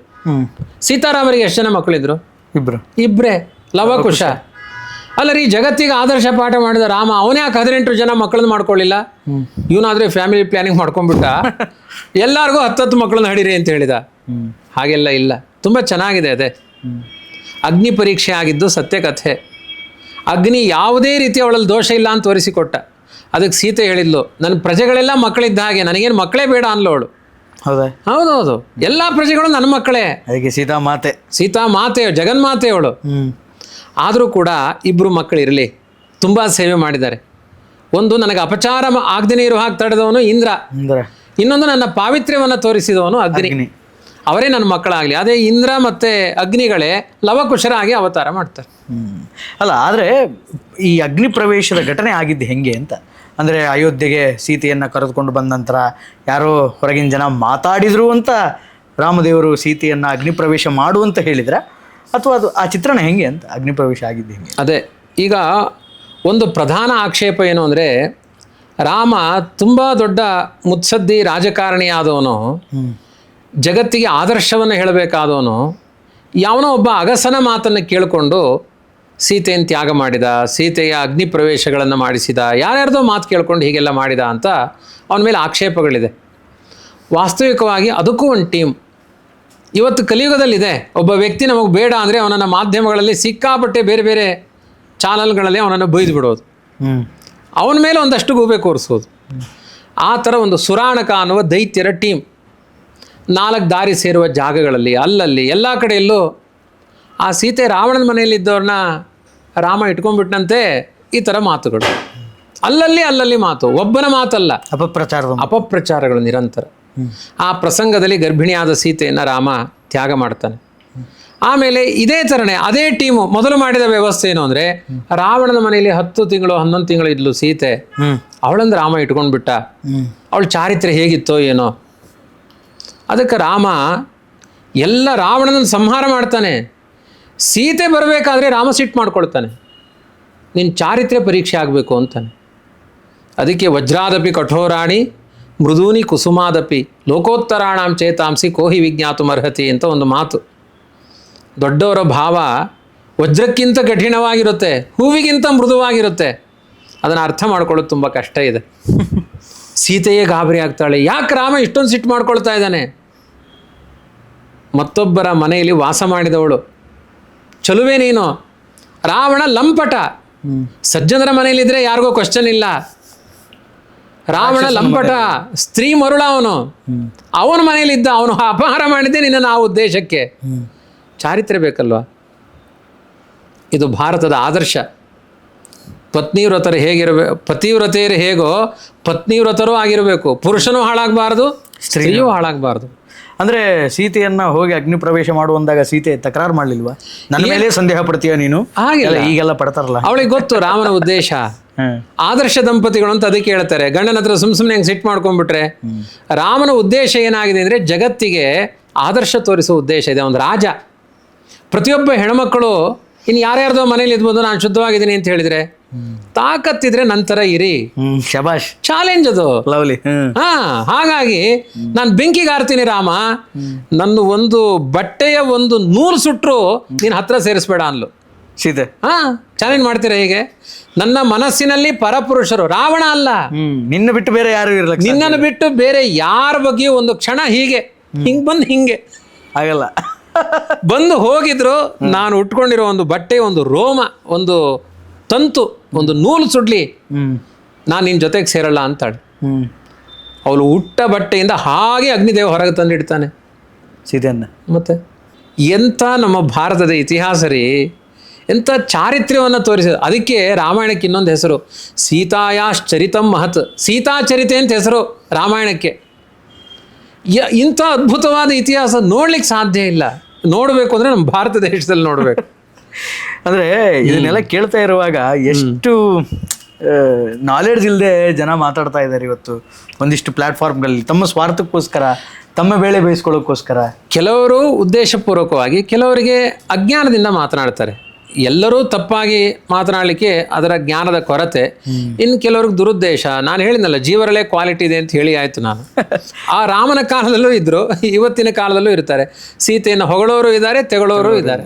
ರಾಮನೂ ಹೊಗಳೋರು ಇದ್ದಾರೆ, ತೆಗಳೋರು ಇದ್ದಾರೆ. ಅಖಿಲಾಂಡ ಕೋಟಿ ಬ್ರಹ್ಮಾಂಡ ನಾಯಕನ ಅವತಾರ ರಾಮ, ದಶಾವತಾರದಲ್ಲಿ ಒಂದು ಅವತಾರ. ಸಾಕ್ಷಾತ್ ಭಗವಂತನೇ ಭಕ್ತರನ್ನು ಅನುಗ್ರಹ ಮಾಡಲಿಕ್ಕೆ ರಾಮನ ಅವತಾರ ಮಾಡಿ ರಾಜ್ಯವನ್ನು ಪರಿಪಾಲನೆ ಮಾಡಿದ ಸಾಕ್ಷಾತ್ ಭಗವಂತ ಅಂತ ಹೇಳಿದೆ. ಅಂತಹ ಭಗವಂತ ಹೆಂಡತಿಯನ್ನು ನೆನೆದು, ಸೀತೆಯನ್ನು ನೆನೆದು ಕಣ್ಣೀರು ಹಾಕಿದ್ನ, ಅದು ಸತ್ಯವ? ಅಂದರೆ ಆತ ನಿರಾಕಾರ, ನಿರ್ಗುಣ, ಆತನಿಗೆ ದೋಷವಿಲ್ಲ, ಆತನಿಗೆ ಆದಿ ಇಲ್ಲ, ಅಂತ್ಯ ಇಲ್ಲ, ಭಾವನೆಗಳಿಲ್ಲ ಅನ್ನುವಂಥದ್ದನ್ನೆಲ್ಲ ಹೇಳ್ತೀವಿ ಭಗವಂತನ ವರ್ಣನೆ ಮಾಡಬೇಕಾದ್ರೆ. ಆತನಿಗೆ ಸಂತೋಷ ದುಃಖಗಳು ಇದೇನಾ? ಕಣ್ಣೀರು ಹಾಕಿದ ಸತ್ಯನ ರಾಮ? ರಾಮನಿಗೆ ಭಾವಗಳೇ ಇಲ್ಲ ಅಂತಾದರೆ ನಾವು ಯಾರೂ ದೇವರಿಗೆ ಪೂಜೆ ಮಾಡೋದೇ ಬೇಡ. ಎಲ್ಲ ಇದೆ, ನಮಗಿಂತ ಅನಂತಪಟ್ಟಿದೆ ರಾಮನಿಗೆ. ಎಲ್ಲ ಭಾವಗಳು ಇದೆ. ಅವನಿಗೆ ಆಕಾರ ಇದೆ, ಅವನಲ್ಲಿ ಗುಣಗಳೂ ಇದೆ. ನಿರಾಕಾರ ಅಲ್ಲ ನಮ್ಮ ದೇವರು. ರಾಮನ ಆಕಾರ ಎಂಥ ಸ್ವೀಟ್ ಪರ್ಸನ್ ರಾಮ. ವಾಲ್ಮೀಕಿಗಳೇ ಹೇಳ್ತಾರೆ, ಯಾರ ರಾಮನನ್ನು ನೋಡಲಿಲ್ಲ ಆ ಕಣ್ಣುಗಳು ವ್ಯರ್ಥ, ಯಾರು ರಾಮನನ್ನು ನೋಡಲಿಲ್ಲ ಅವ್ರ ಜೀವನ ವ್ಯರ್ಥ ಅಂತ ಹೇಳಿದ್ದಾರೆ. ಅಂಥ ಅದ್ಭುತವಾದ ಒಂದು ಮೊದಲೇ ರಾಮಾಯಣ ಶುರು ಆಗುವುದೇ ವ್ಯೂಢೋರಸ್ಕಃ ಋಷಸ್ಕಂದಃ ಶಾಲಪ್ರಾಂಶರು ಮಹಾಭುಜಃ. ಅವನ ವರ್ಣನೆಗಳೇ ಆಗಿದೆ. ಅವನ ಉನ್ನತವಾದ ಅಂಶಗಳು, ಈ ಭುಜಗಳು, ಬಾಹುಗಳು, ಅವನ ಕಣ್ಣು, ಅವನ ದೇಹದ ಸೌಂದರ್ಯಗಳು. ರಾಮನ ಹೈಟ್ ಅಂದಾಜು ಆ ತ್ರೇತಾಯುಗದಲ್ಲಿ ಒಂದೊಂದು ಲಕ್ಷಣಗಳಿದೆ, ಹೀಗೆ ಇರಬೇಕು ಅಂತ. ಸಪ್ತಪಾದ ಚತುರ್ಹಸ್ತ ದ್ವಾತ್ರಿಂಶಲ್ ಲಕ್ಷಣ ಇರ್ಯುತಃ. ಆಯ್ತಾ? ಸಪ್ತಪಾದ ನಡೆದಾಗ 7 ಪಾದ ಅಷ್ಟುದ್ದ ಇರಬೇಕು ದೇಹ. ಶಬಾಷ್. ಚತುರ್ಹಸ್ತ 4 ಹಸ್ತದ ಹಸ್ತ ಅಳತೆ ಮಾಡಿದರೆ ನಮ್ಮ ಕೈಯಲ್ಲಿ ಅಷ್ಟೆತ್ತರ ದೇಹ ಇರಬೇಕು. ಎದ್ದು ನಿಂತ್ಕೊಂಡ್ರೆ ಈ ಬಾಹು, ಆಜಾನುಬಾಹು ಅಂತೀವಲ್ಲ, ತೊಡೆ ದಾಟಿ ಮಂಡಿ ಹತ್ತಿರ ಬರಬೇಕು ಕೈ. ನಾವು ಕೂತ್ಕೊಂಡಾಗ ಮುಂದೆ ಬರುತ್ತೆ ಅಷ್ಟೆ. ಅದೆಲ್ಲ ಲಕ್ಷಣಗಳಿದೆ. ಒಳ್ಳೆ ಆಕಾರ ರಾಮನದ್ದು. ನೀವು ಕೇಳಿದ ಪ್ರಧಾನ ಪ್ರಶ್ನೆ ಏನು ಅಂದರೆ, ಸೀತೆ ಇಲ್ಲ ಅಂತ ಅತ್ತ ವನವಾಸದ ಪ್ರಸಂಗದ ಪ್ರಶ್ನೆಯನ್ನು ಕೇಳಿದಿರಿ.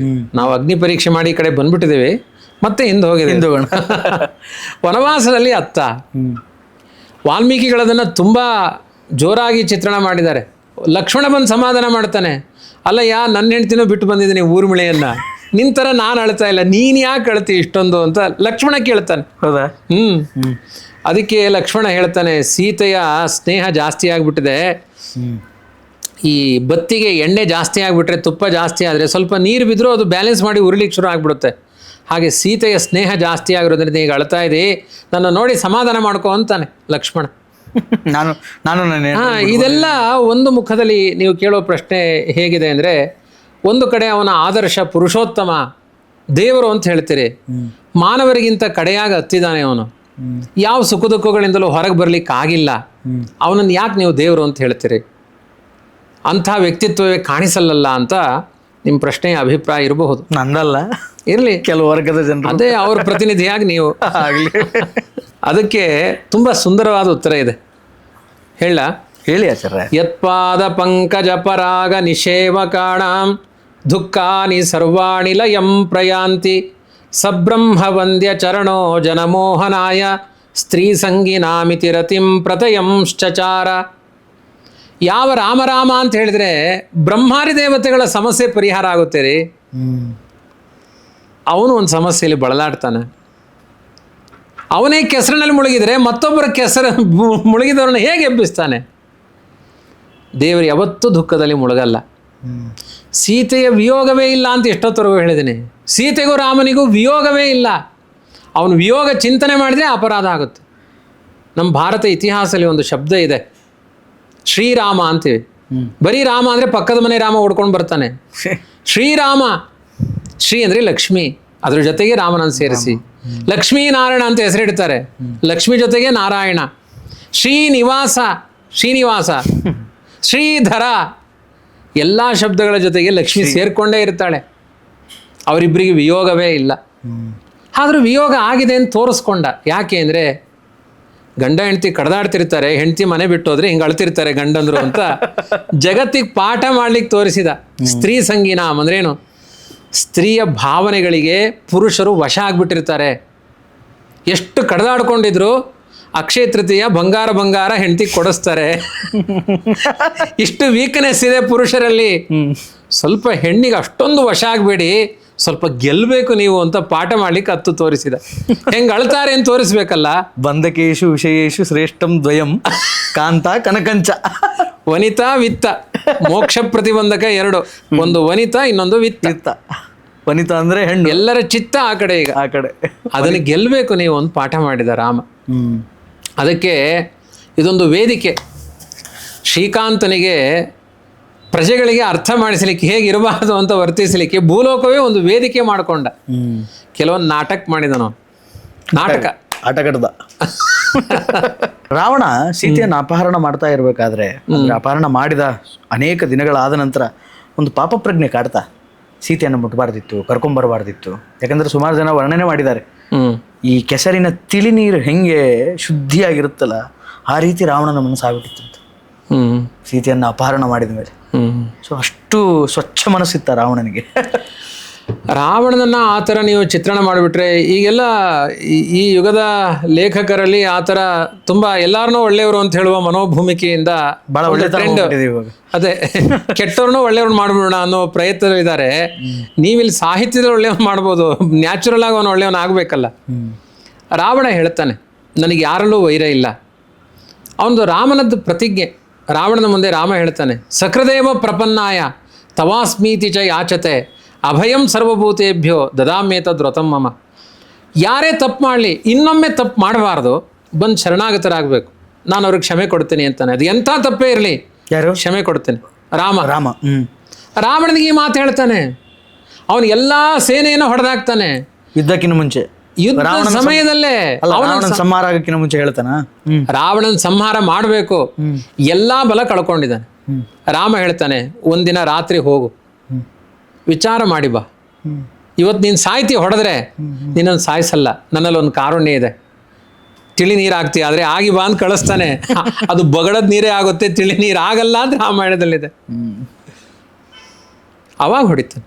ಇಷ್ಟು ಅವಕಾಶಗಳನ್ನು ಕೊಟ್ಟರು ಮೇಲೂ ನೀನು ಇದರಲ್ಲಿ ಅದರ ಫಲವನ್ನು ಪಡಿತಾ ಇಲ್ಲ, ನಿನ್ನ ದುರ್ಬುದ್ಧಿಯನ್ನು ಬಿಡ್ತಾ ಇಲ್ಲ ಅಂದರೆ ಈ ಜೀವಾತು ಸರಿ ಇಲ್ಲ ಅಂತ ಹೇಳಿ ಅದಕ್ಕೆ ಯಾಕಂದ್ರೆ ಇವತ್ತು ರಾವಣನ ವೈಭವ ಬಹಳ ಪೀಕಲ್ಲಿದೆ. ಒಂದಿಷ್ಟು ಸಿನಿಮಾಗಳು ಅವು ಇವು ಎಲ್ಲ ಬರ್ತಾ ಇದೆ, ಅದಕ್ಕೆ ಸಂಬಂಧಪಟ್ಟಂತೆ ರಾವಣನ ಒಂದು ಎಲಿವೇಶನ್ ಮೂಡಲ್ ತೋರಿಸ್ತಾ ಇದ್ದಾರೆ ಇವತ್ತು. ಅಂದರೆ ರಾವಣ ಮಹಾಜ್ಞಾನಿಯಾಗಿದ್ದ, ಮೇಧಾವಿಯಾಗಿದ್ದ, ಶಿವಭಕ್ತನಾಗಿದ್ದ. ರಾವಣನ ಒಂದು ಏನು ಆರ್ಭಟಕ್ಕೆ ಪದರುಡೋರೇ ಇದ್ದಿರಲಿಲ್ಲ, ಬರೋರೇ ಅಲ್ಲ. ಕೆಲವೊಂದು ಅಭಿಪ್ರಾಯಗಳು ಅವರು ಯಾವ ಯಾವ ಭಾವದಿಂದ ಕಥಾಂತರಗಳನ್ನು ಮಾಡ್ತಾರೆ ಬೇರೆ ವಿಷಯ. ಆದರೆ ವಾಸ್ತವಿಕವಾಗಿ ರಾವಣನಲ್ಲಿ ಎಷ್ಟೋ ಅಂತಃಸತ್ವಗಳಿದೆ, ನಾವೇನು ನಿಷೇಧ ಮಾಡಲ್ಲ. ಈಗ ದುರ್ಯೋಧನನ ಪಾತ್ರ ಚಿತ್ರಣ ಮಹಾಭಾರತದಲ್ಲಿ ನಡೆಯುತ್ತೆ, ಅದಕ್ಕೂ ರಾವಣನ ಪಾತ್ರ ಚಿತ್ರಣಕ್ಕೂ ತುಂಬ ವ್ಯತ್ಯಾಸ ಇದೆ. ರಾವಣನ ಅಂತಃಪುರದಲ್ಲಿ ವೇದಾಧ್ಯಯನ ಮಾಡುವ ವಿಪ್ರರಿಗೆ ಆಶ್ರಯ ಕೊಟ್ಟಿದ್ದ ಅವನು. 4 ವರ್ಣದವರಿಗೆ ಅವರವ್ರ ಧರ್ಮಗಳನ್ನು ಆಚರಣೆ ಮಾಡ್ಲಿಕ್ಕೆ ಅವಕಾಶಗಳನ್ನು ಕೊಟ್ಟಿದ್ದ ಅಂತಿದೆ. ರಾವಣ ಕೆಲವೊಂದು ಅಭಿಪ್ರಾಯಗಳಲ್ಲಿ ದಿಲ್ದಾರ್ ಮನುಷ್ಯನೇ, ಮತ್ತೆ ಒಳ್ಳೆ ಶಿವಭಕ್ತ, ಅದರಲ್ಲೇನು ಸಂಶಯ ಇಲ್ಲ. ಯಾಕೆಂದ್ರೆ ರಾವಣನ ಸಂಹಾರ ಆದಾಗ ರುದ್ರದೇವರೇ ಹೊಡಿತೀನಿ ಅಂತ ಬರ್ತಾರೆ ರಾಮನಿಗೆ. ಹೌದಾ? ನನ್ನ ಶಿಷ್ಯನನ್ನು ಯಾಕೆ ಹೊಡೆದಿ? ಮತ್ತೆ ಈ ರುದ್ರದೇವರು ಏನೋ ಶಿವ ಏನು ರಾಮನ ಬಂಟ, ಅವರು ಯಾವಾಗಲೂ ರಾಮನ ಜಪನೆ ಮಾಡ್ತಿರ್ತಾರೆ. ಒಂದು ಕ್ಷಣಕಾಲ ಹಾಗೆ ಅನಿಸುತ್ತೆ ಎಲ್ಲರಿಗೂ. ಅಲ್ಲ, ಇವನಲ್ಲೂ ಒಂದು ವ್ಯಕ್ತಿತ್ವ. ಹೆಂಗೆ ರುದ್ರದೇವರಿಗೂ ಮತ್ತು ರಾಮನಿಗೂ ಹೆಂಗೆ ಕಾಳಗಾಯ್ತು? ಆಯ್ತಾ? ಬಂದ್ರು ಅಷ್ಟೇ. ಅವರು ಸ್ತಂಭೀಭೂತರಾದರು. ನೋಡಿ, ರುದ್ರದೇವರ ಬಾಯಲ್ಲಿರೋದೇ ರಾಮ ಮಂತ್ರ. ಹೌದು, ನಿರಂತರ ಜಪ ಮಾಡೋದು ರಾಮ ರಾಮ ಅಂತ. ಮತ್ತು ಇದು ನಾವೆಲ್ಲ ಹೇಳೋದಲ್ಲ, ಇದು ಪದ್ಮಪುರಾಣದಲ್ಲಿದೆ. ಸ್ವತಃ ಹರಿದಾಸರ ಮಾತೇ ಇದೆ. ಪಾರ್ವತಿ ಕರೆದು ಹೇಳ್ತಾರಲ್ಲ, ಆ ಮಂತ್ರ ಈ ಮಂತ್ರ ಜಪಿಸಿ ಕೆಡಲು ಬೇಡ. ಸೋಮಶೇಖರ ತನ್ನ ಭಾಮೆಗೆ ಪೇಳಿದ ಮಂತ್ರ ರಾಮ ಮಂತ್ರವ ಜಪಿಸೋ ಮನುಜ. ಪಾರ್ವತಿಗೆ ಏಕಾಂತಲ್ಲಿ ರುದ್ರದೇವರು ಹೇಳ್ತಾರೆ, ನೀನು ರಾಮ ಮಂತ್ರ ಜಪ ಮಾಡು. ನನ್ನ ಬಾಯಲ್ಲೂ ಯಾವಾಗಲೂ ಅದೇ ಮಂತ್ರ ಬರ್ತಾ ಇರುತ್ತೆ. ಹಾಗಾಗಿ ರಾಮನ ಬಂಟರು ರುದ್ರದೇವರು. ಅವನು ಶಿವಭಕ್ತ ಅಂತ ಒಂದು ಬಾರಿ ನರ್ವಸ್ ಆಗ್ತಾರೆ, ಯುದ್ಧಕ್ಕೆ ಬರ್ತಾರೆ. ರಾಮ ಹೇಳ್ತಾನೆ, ಶಿವಭಕ್ತ ಅಂತ ರಾವಣನ ನಾನು ಹೊಡೆದೇ ಇಲ್ಲ. ಯಾರು ವಿಷ್ಣು ಭಕ್ತರೇ ಆಗಿರಲಿ, ಅಧರ್ಮ ಮಾಡಿದ್ರೆ ಅವ್ರನ್ನ ಹೊಡೆದಾಕ್ತೀನಿ ಅಂತಾನೆ ರಾಮ. ಮತ್ತಲ್ಲಿ ಶಿವಭಕ್ತರನ್ನು ಹೊಡೆದು ಬಿಟ್ರು, ವಿಷ್ಣು ಭಕ್ತರನ್ನು ಹೊಡಿಲಿಲ್ಲ. ಇದನ್ನೆಲ್ಲ ತರಬೇಡಿ ಮತ್ತೆ. ಅವರ ಅಂತರಂಗದ ಶುದ್ಧಿಗೆ ಅದಕ್ಕೆ ರಾಮನ ಬಾಣ ಹೀಗೆ ಹೊಡಿತಾನೆ. ಇದು ಜ್ಞಾನ ಮುದ್ರೆ. ಇದು ಅವನೊಂದ್ಸಲಿ ಬಾಣ ಹೊಡೆದ್ರೆ ಈ ಮುದ್ರೆಯಿಂದ ಅವನ ಬುದ್ಧಿ ಸರಿಯಾಗಿಬಿಡುತ್ತೆ. ಒಂಥರ ಆಪ್ರೇಷನ್. ಅವನ ದುರ್ಬುದ್ಧಿಗೆ ಹೊಡಿತಾನೆ ಬಾಣ. ಜೀವನಿತ್ಯನೇ. ರಾಮನ ವ್ಯಕ್ತಿತ್ವ ಎಷ್ಟು ಚೆನ್ನಾಗಿದೆ ಗೊತ್ತಾ? ರಾವಣ ಸತ್ತ ಮೇಲೆ ಅದಕ್ಕೆ ಅಂತ್ಯ ಸಂಸ್ಕಾರ ಮಾಡಲ್ಲ ಅಂತಾನೆ ವಿಭೀಷಣ. ರಾವಣನ ಇಷ್ಟು ಅನ್ಯಾಯ ಮಾಡಿದ ಪಾಪಿ, ಅವನಿಗ್ಯಾಕೆ ಸಂಸ್ಕಾರ? ಸಮುದ್ರಕ್ಕೆ ಎಸ್ಬಿಡ್ತಾನೆ ಅಂತಾನೆ. ರಾಮ ಹೇಳ್ತಾನೆ, ಮರಣ ಅಂತಾನೆ ವೈರಾಣಿ. ಎಲ್ಲ ವೈರಗಳು ಸಾಯು ತನಕ ಮಾತ್ರಪ್ಪ, ಬೆಳೆಸಬಾರ್ದು ಅದನ್ನು. ನಿನಗೆ ದೇಹ ಏನು ಅನ್ಯಾಯ ಮಾಡಿದೆ, ಆತ್ಮ ಎಲ್ಲೋ ಹೋಗಿದೆ, ಸಂಸ್ಕಾರ ಮಾಡು ಅಂತ ರಾಮ ನಿಂತು ಮಾಡಿಸ್ತಾನೆ. ಇದೇ ತರಹದ ಘಟನೆ ಮಹಾಭಾರತದಲ್ಲೂ ಬರುತ್ತೆ. ಕಂಸನ ಸಂಸಾರ ಮಾಡಿದ ಮೇಲೆ ಉಗ್ರಸೇನ ನಂಗೆ ಸಂಬಂಧ ಇಲ್ಲ ಅಂತ ಹೇಳಿದಾಗ ಕೃಷ್ಣನೇ ಮುಂದೆ ಎಲ್ಲ ಸಂಸ್ಕಾರಗಳನ್ನು ಮಾಡಿಸ್ತಾನೆ. ಅಂದ್ರೆ ಸಂಸ್ಕಾರ ಅನ್ನೋದು ಮಸ್ಟ್ ಅಂಡ್ ಶುಡ್. ಅಂದ್ರೆ ದೇಹದಿಂದ ಆತ್ಮ ಒಂದ್ಸಲಿ ಬೇರೆ ಅಲ್ಲರಿ. ದುರ್ಯೋಧನ ಸತ್ ಮೇಲೆ ಧರ್ಮರಾಜ ತರ್ಪಣ ಕೊಟ್ಟಿದ್ದಾನೆ ದುರ್ಯೋಧನನಿಗೆ.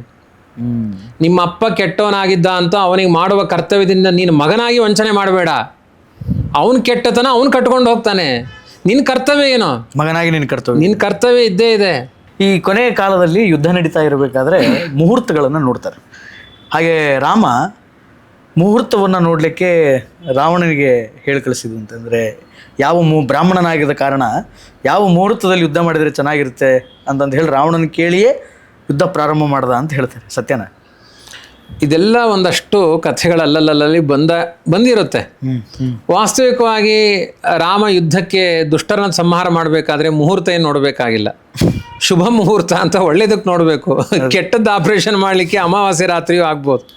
ಆದ್ದರಿಂದ ಇಲ್ಲಿ ಮುಹೂರ್ತ ಆಲೋಚನೆಗಳು ಮೊದಲನೇ ಅಂಶದಲ್ಲಿ ಬೇಕಾಗಿಲ್ಲ. ಸರಿ, ಭಯೋತ್ಪಾದಕರನ್ನ ನಾನು ಇಂತಹ ಒಂದು ಅಭಿಜಿನ್ ಮುಹೂರ್ತದಲ್ಲಿ ಕೊಲೆ ಮಾಡ್ತೀನಿ ಅಂತ ಯಾರಾದ್ರೂ ಹೇಳ್ತಾರ?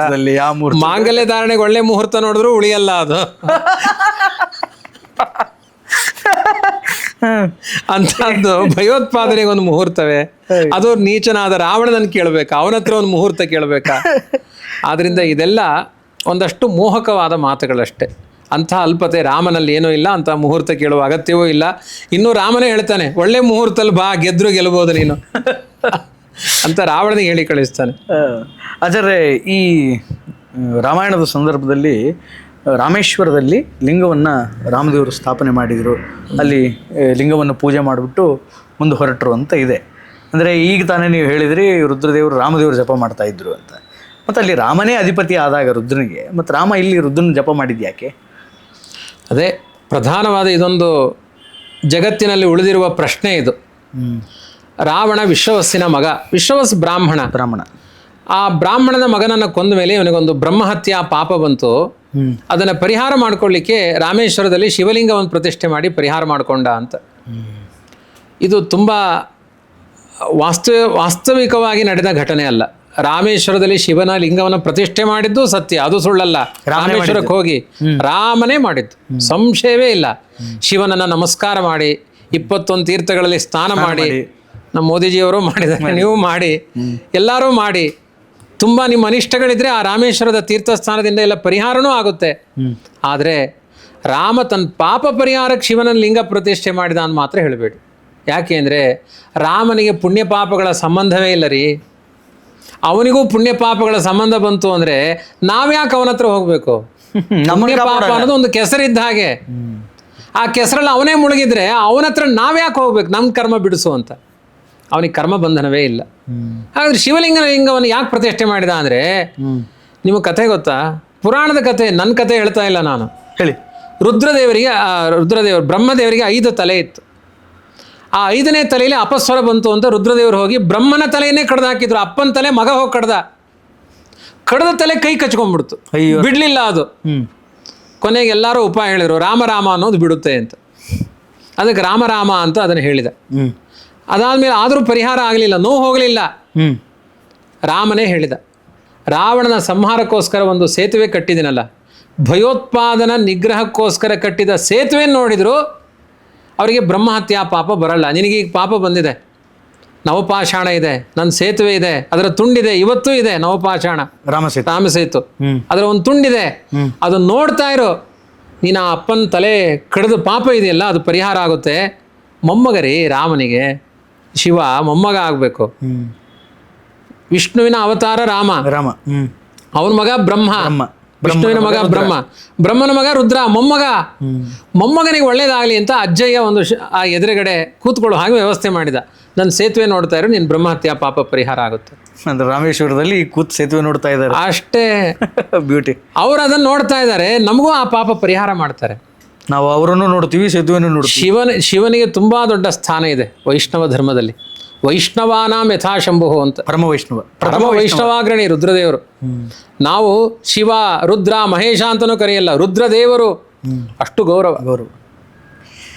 ರಾಮನ ಅವತಾರ ಮುಗಿದಿದ್ದು ಹೆಂಗೆ ಅಂದರೆ, ರಾವಣನ ಸಂಹಾರ ಆದಮೇಲೆ ಮುಗಿತಾ ರಾಮಾಯಣ, ಅಥವಾ ಅದಾದಮೇಲೆ ಒಂದು ಸ್ವಲ್ಪ ಲವಕುಶರ ಜೊತೆಗೆ ಕಾಳಗ ಅದೆಲ್ಲ ಅಂತ ಬರುತ್ತೆ?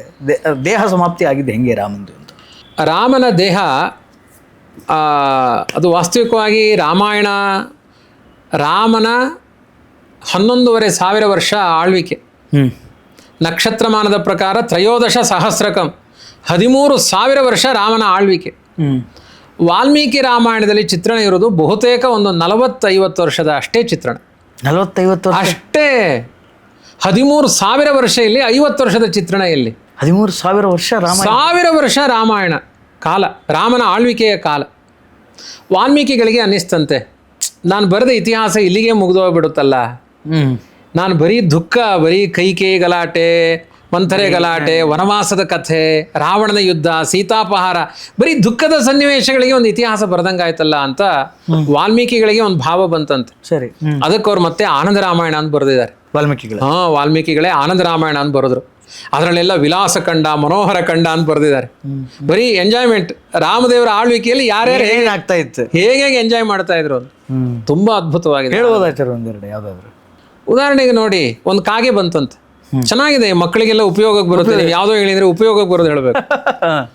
ಒಂದು ಕಾಗೆ ಬಂತಂತೆ, ರಾಮ ನಂಗೊಂದು ನ್ಯಾಯ ಕೊಡು ಅಂತ. ಯಾಕೆ, ನಿನಗೇನಾಯ್ತು ಅಂತ.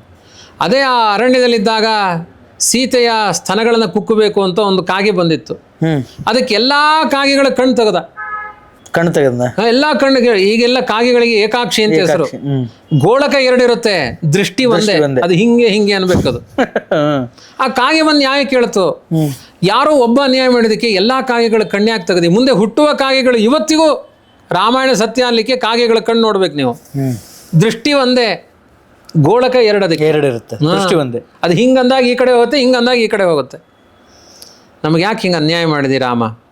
ಅದಕ್ಕೆ ರಾಮ ಹೇಳಿದ, ಒಬ್ಬ ಅಸುರ ಬಂದು ನಿಮ್ಮಲ್ಲಿ ಕೂತ್ಕೊಂಡ, ಅವನಿಗೆ ಕಾಗೆ ಜಾತಿ ಇರುವ ತನಕ ನಾನು ಅಲ್ಲಿ ಇರಬೇಕು ಅಂತ ಕೇಳ್ಕೊಂಡಿದ್ದ, ದೃಷ್ಟಿಯಲ್ಲಿ ಇರಬೇಕು ಅಂದ. ಅದಕ್ಕೆ ಅವನು 2 ದೃಷ್ಟಿ ಇದ್ರೆ ಮಾತ್ರ ಇರೋಕ್ಕಾಗ್ತಿತ್ತು ಅವನಿಗೆ. 1 ದೃಷ್ಟಿ ತೆಗೆದುಬಿಟ್ಟೆ ಅವನಿಗೆ ಇರೋಕ್ಕಾಗಲ್ಲ ಈಗ. ನಿಮ್ಮ ಇಡೀ ಜಾತಿಯನ್ನು ಸೇಫ್ ಮಾಡಿದ್ದೀನಿ. ಆದರೂ ಕಾಗೆ ಕೇಳ್ತು, ಆದರೂ ನಮಗೊಂದು ದೃಷ್ಟಿ ಇಲ್ಲ, ನಿಮ್ಗೆ ಅನ್ಯಾಯ ಮಾಡಿದೆ, ಬೇರೆ ಏನಾದರೂ ವರ ಕೇಳ್ಕೊ. 2 ದೃಷ್ಟಿ ಕೊಟ್ಟರೆ ಮತ್ತೆ ಬರ್ತಾನ ಅವನು ಅಸುರ, ಅದಕ್ಕೆ ಬೇರೆ ಏನಾದರೂ ವರ ಕೇಳ್ಕೊ. ಅದಕ್ಕೆ ರಾಮ ಕಾಗೆಗೆ ವರ ಕೊಟ್ಟ, ಯಾರಾದರೂ ಗತಿಸಿದವರ ಹೆಸರಿನಲ್ಲಿ ಪಿಂಡ ಇಟ್ಟರೆ ಅವ್ರಿಗೆ ಸದ್ಗತಿ ಆಗಿದೆಯೋ ಇಲ್ಲೋ ಅಂತ ನಿಮ್ಮನ್ನು ಕಾಯ್ತಾ ಕೂತ್ಕೊಳ್ಳಿ.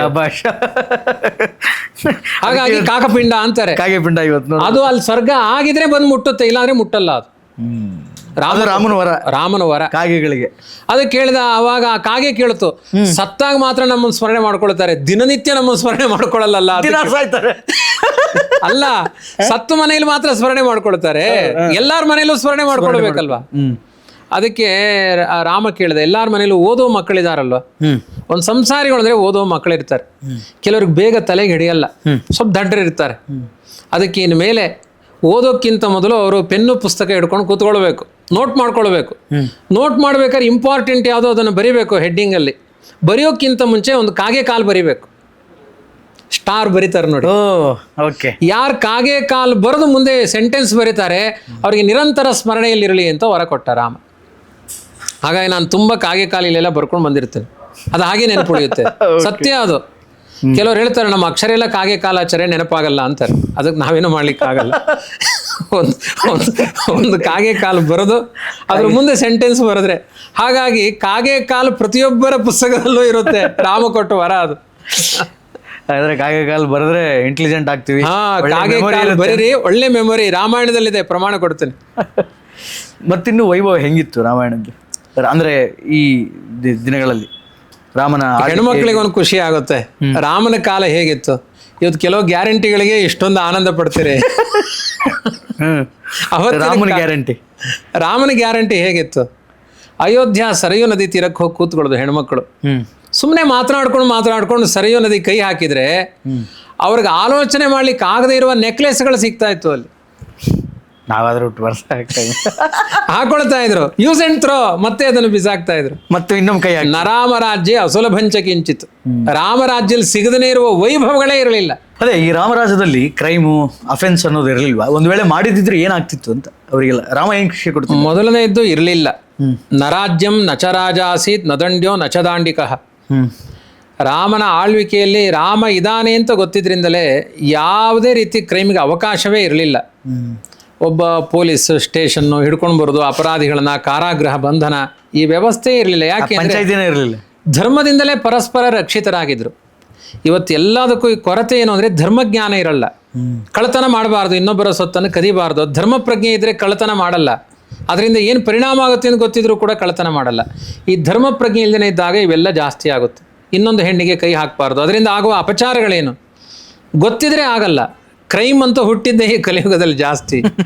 ಅದು ಶಕುನಿಯಿಂದ ಆರಂಭ ಆಯಿತು. ಗಾಂಧಾರ ದೇಶದವನವನು, ಆಫ್ಘಾನಿಸ್ತಾನದಿಂದ ಬಂದವನು, ಅಲ್ಲಿಂದ ಆರಂಭ ಆಯ್ತು ಎಲ್ಲ. ಭಾರತೀಯರಿಗೆ ಇದರ ಬಗ್ಗೆ ಅಪೇಕ್ಷೆಯೇ ಇಲ್ಲ, ಅನ್ಯಾಯದ ಅಪೇಕ್ಷೆಗಳೇ ಇಲ್ಲ. ಕಾಲಿಕವಾಗಿ ಎಲ್ಲ ಬುದ್ಧಿದೋಷಗಳೆಲ್ಲ ಬಂದಿದೆ. ಎಷ್ಟೋ ಸಂಸ್ಕೃತಿಗಳಿಂದ ನಾವು ಹಾಳಾಗಿದ್ದೇವೆ ಈಗ. ಅದೇ ಥರನೇ ಇದು ಎಲ್ಲ ಒಂದಷ್ಟು ಬೇರೆ ಕಡೆಯಿಂದಲೂ ನಾವು ಕೆಟ್ಟ ಪಾಠಗಳನ್ನು ಕಲ್ತಿದ್ದೀವಿ, ಅದನ್ನು ಬಿಟ್ಟಿಲ್ಲ ನಾವಿನ್ನು. ವಾಸ್ತವಿಕವಾಗಿ ಭಾರತೀಯತೆಯಲ್ಲಿ ಧರ್ಮದ ವ್ಯವಸ್ಥೆ ತುಂಬ ಚೆನ್ನಾಗಿತ್ತು, ಪರಸ್ಪರ ಸೌಹಾರ್ದಗಳಿತ್ತು, ಯಾವ ಜಾತಿ ಗಲಾಟೆಗಳಿರಲಿಲ್ಲ ರಾಮರಾಜ್ಯದಲ್ಲಿ. ಪ್ರಾಣಿ ಪಕ್ಷಿಗಳ ಒಡನಾಟವೂ ತುಂಬ ಚೆನ್ನಾಗಿತ್ತು, ಅವುಗಳಿಗೆ ವೈರ ಇರಲಿಲ್ಲ. ಹಸುವಿನ ಜೊತೆಗೆ ಹುಲಿ ಇರ್ತಿತ್ತು, ಈಗ ಅದು ಸಾಧ್ಯವಿಲ್ಲ. ಚಿತ್ರದಲ್ಲಿ ಇರುವುದಷ್ಟೇ, ವಾಸ್ತವ ಇದೆಲ್ಲ. ಚಿತ್ರದಲ್ಲೂ ಸಾಧ್ಯ ಇಲ್ಲ. ಚಿತ್ರದಲ್ಲಿ ಬರಿಬೋದು, ಹಸು ಹುಲಿ ಚಿತ್ರ ಒಟ್ಟಿಗೆ ಬರಿಬೋದು. ಪೇಂಟಿಂಗ್ ಅಲ್ಲ, ಪೇಂಟಿಂಗ್ ನಾನು ಸಿನಿಮಾದಲ್ಲಿ ಅನ್ಕೊಂಡೆ ಇಲ್ಲ. ಆದ್ರಿಂದ ಈ ರೀತಿ ಧರ್ಮದಿಂದಲೇ ನಡೀತಾ ಇತ್ತು. ಒಂದು ವೇಳೆ ಅಂತಹ ಅಪರಾಧಗಳು ಕೆಲವೊಂದು ಅಪವಾದವಾಗಿ ನಡೆದಿದೆ, ಅದಕ್ಕೆ ರಾಮ ಶಿಕ್ಷೆ ಕೊಟ್ಟಿದ್ದಾನೆ. ಅಪರಾಧವನ್ನು ಕಂಡು ಒಂದೇ ಒಂದು ಅಪರಾಧಿ ಶಿಕ್ಷೆ ಹೊಂದಲಿಲ್ಲ ಅಂತಿಲ್ಲ. ಒಬ್ಬನೇ ಒಬ್ಬ ನಿರಪರಾಧಿಗೆ ಶಿಕ್ಷೆ ಆಗಿಲ್ಲ ರಾಮನ ಆಳ್ವಿಕೆಯಲ್ಲಿ, ಅದು ಸ್ಪಷ್ಟ. ಎಸ್ಕೇಪ್ ಆಗುವ ಚಾನ್ಸೇ ಇಲ್ಲ, ಸಾಧ್ಯವೇ ಇಲ್ಲ. ಆಚಾರ್ಯ, ಇನ್ನೊಂದು ವಾದ ಇದೆ ಕೆಲವು ವರ್ಗದ ಜನರದ್ದು.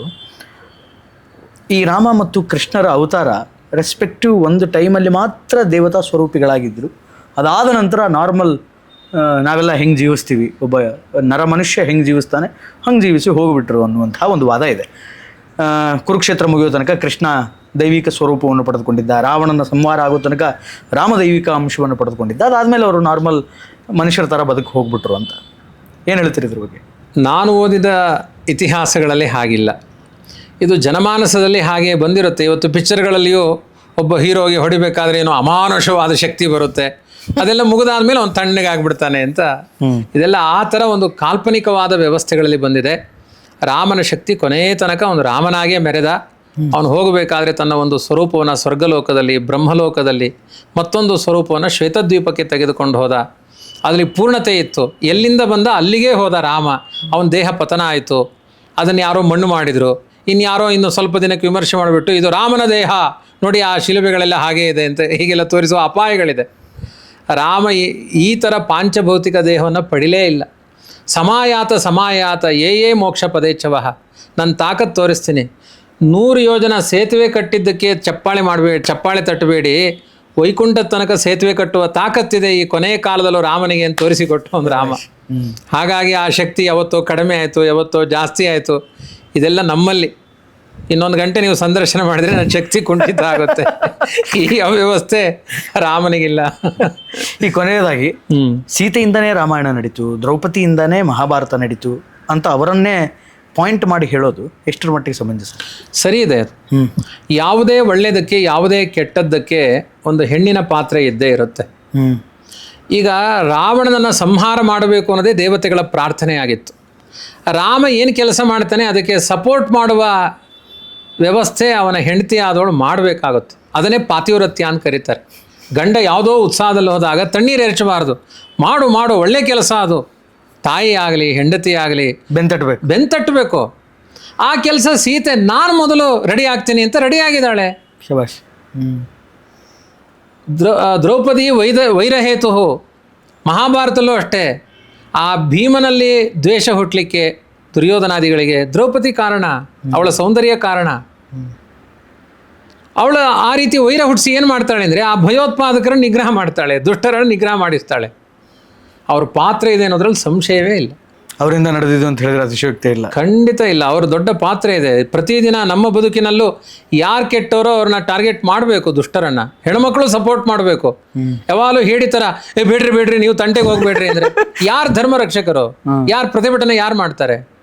ಎಲ್ಲ ಬರೀ ಶಾಸನದಿಂದಲೇ ಆಗಲ್ಲ, ಶಸ್ತ್ರವೂ ಬೇಕು. ಮನೆಗಳಲ್ಲಿ ಎಲ್ಲರೂ ತಯಾರಾಗಬೇಕು. ಅಧರ್ಮಗಳು ನಡೆದಾಗ ಎಲ್ಲರೂ ಪೊಲೀಸ್ ಸ್ಟೇಷನ್ಗೆ FIR ಮಾಡ್ತಾ ಇದ್ರೆ ಅದಲ್ಲ. ನಮ್ಮ ಪ್ರತಿಭಟನೆಗಳು ಬೇಕು, ಅದು ಕಾನೂನುಬದ್ಧವಾಗಿರಬೇಕು. ಕಾನೂನನ್ನು ಉಲ್ಲಂಘನೆ ಮಾಡಿ ಇರಬಾರ್ದು, ಕಾನೂನುಬದ್ಧವಾಗಿ ನಮ್ಮ ಪ್ರತಿಭಟನೆ ಇರಬೇಕು. ಅದಕ್ಕೆ ಸ್ತ್ರೀಯರ ಬೆಂಬಲ ಇರಬೇಕು. ಕೊನೆಯದಾಗಿ ಏನು ಹೇಳ್ತೀರಾ ಆಚಾರ್ಯ ರಾಮಾಯಣದ ಬಗ್ಗೆ, ರಾಮಾಯಣದ ಸತ್ಯಾಸತ್ಯತೆಗಳ ಬಗ್ಗೆ, ರಾಮಾಯಣದ ಬಗ್ಗೆ? ರಾಮಾಯಣ ಅಂದರೆ ನಮ್ಮ ಮನಸ್ಸು ತುಂಬಿ ಬರುತ್ತೆ. ತುಂಬ ಸಂತೋಷದ ಒಂದು ಸುಭಾಷಿತ ಇದೆ.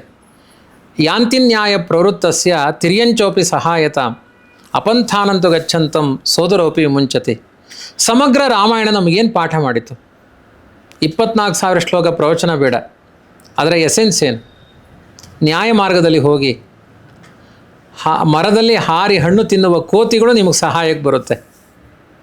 ಅನ್ಯಾಯ ಮಾರ್ಗದಲ್ಲಿ ಹೋದರೆ ಒಡ ಹುಟ್ಟಿದ ಅಣ್ಣನೂ ಬಿಡ್ತಾನೆ, ತಮ್ಮನೂ ಬಿಡ್ತಾನೆ.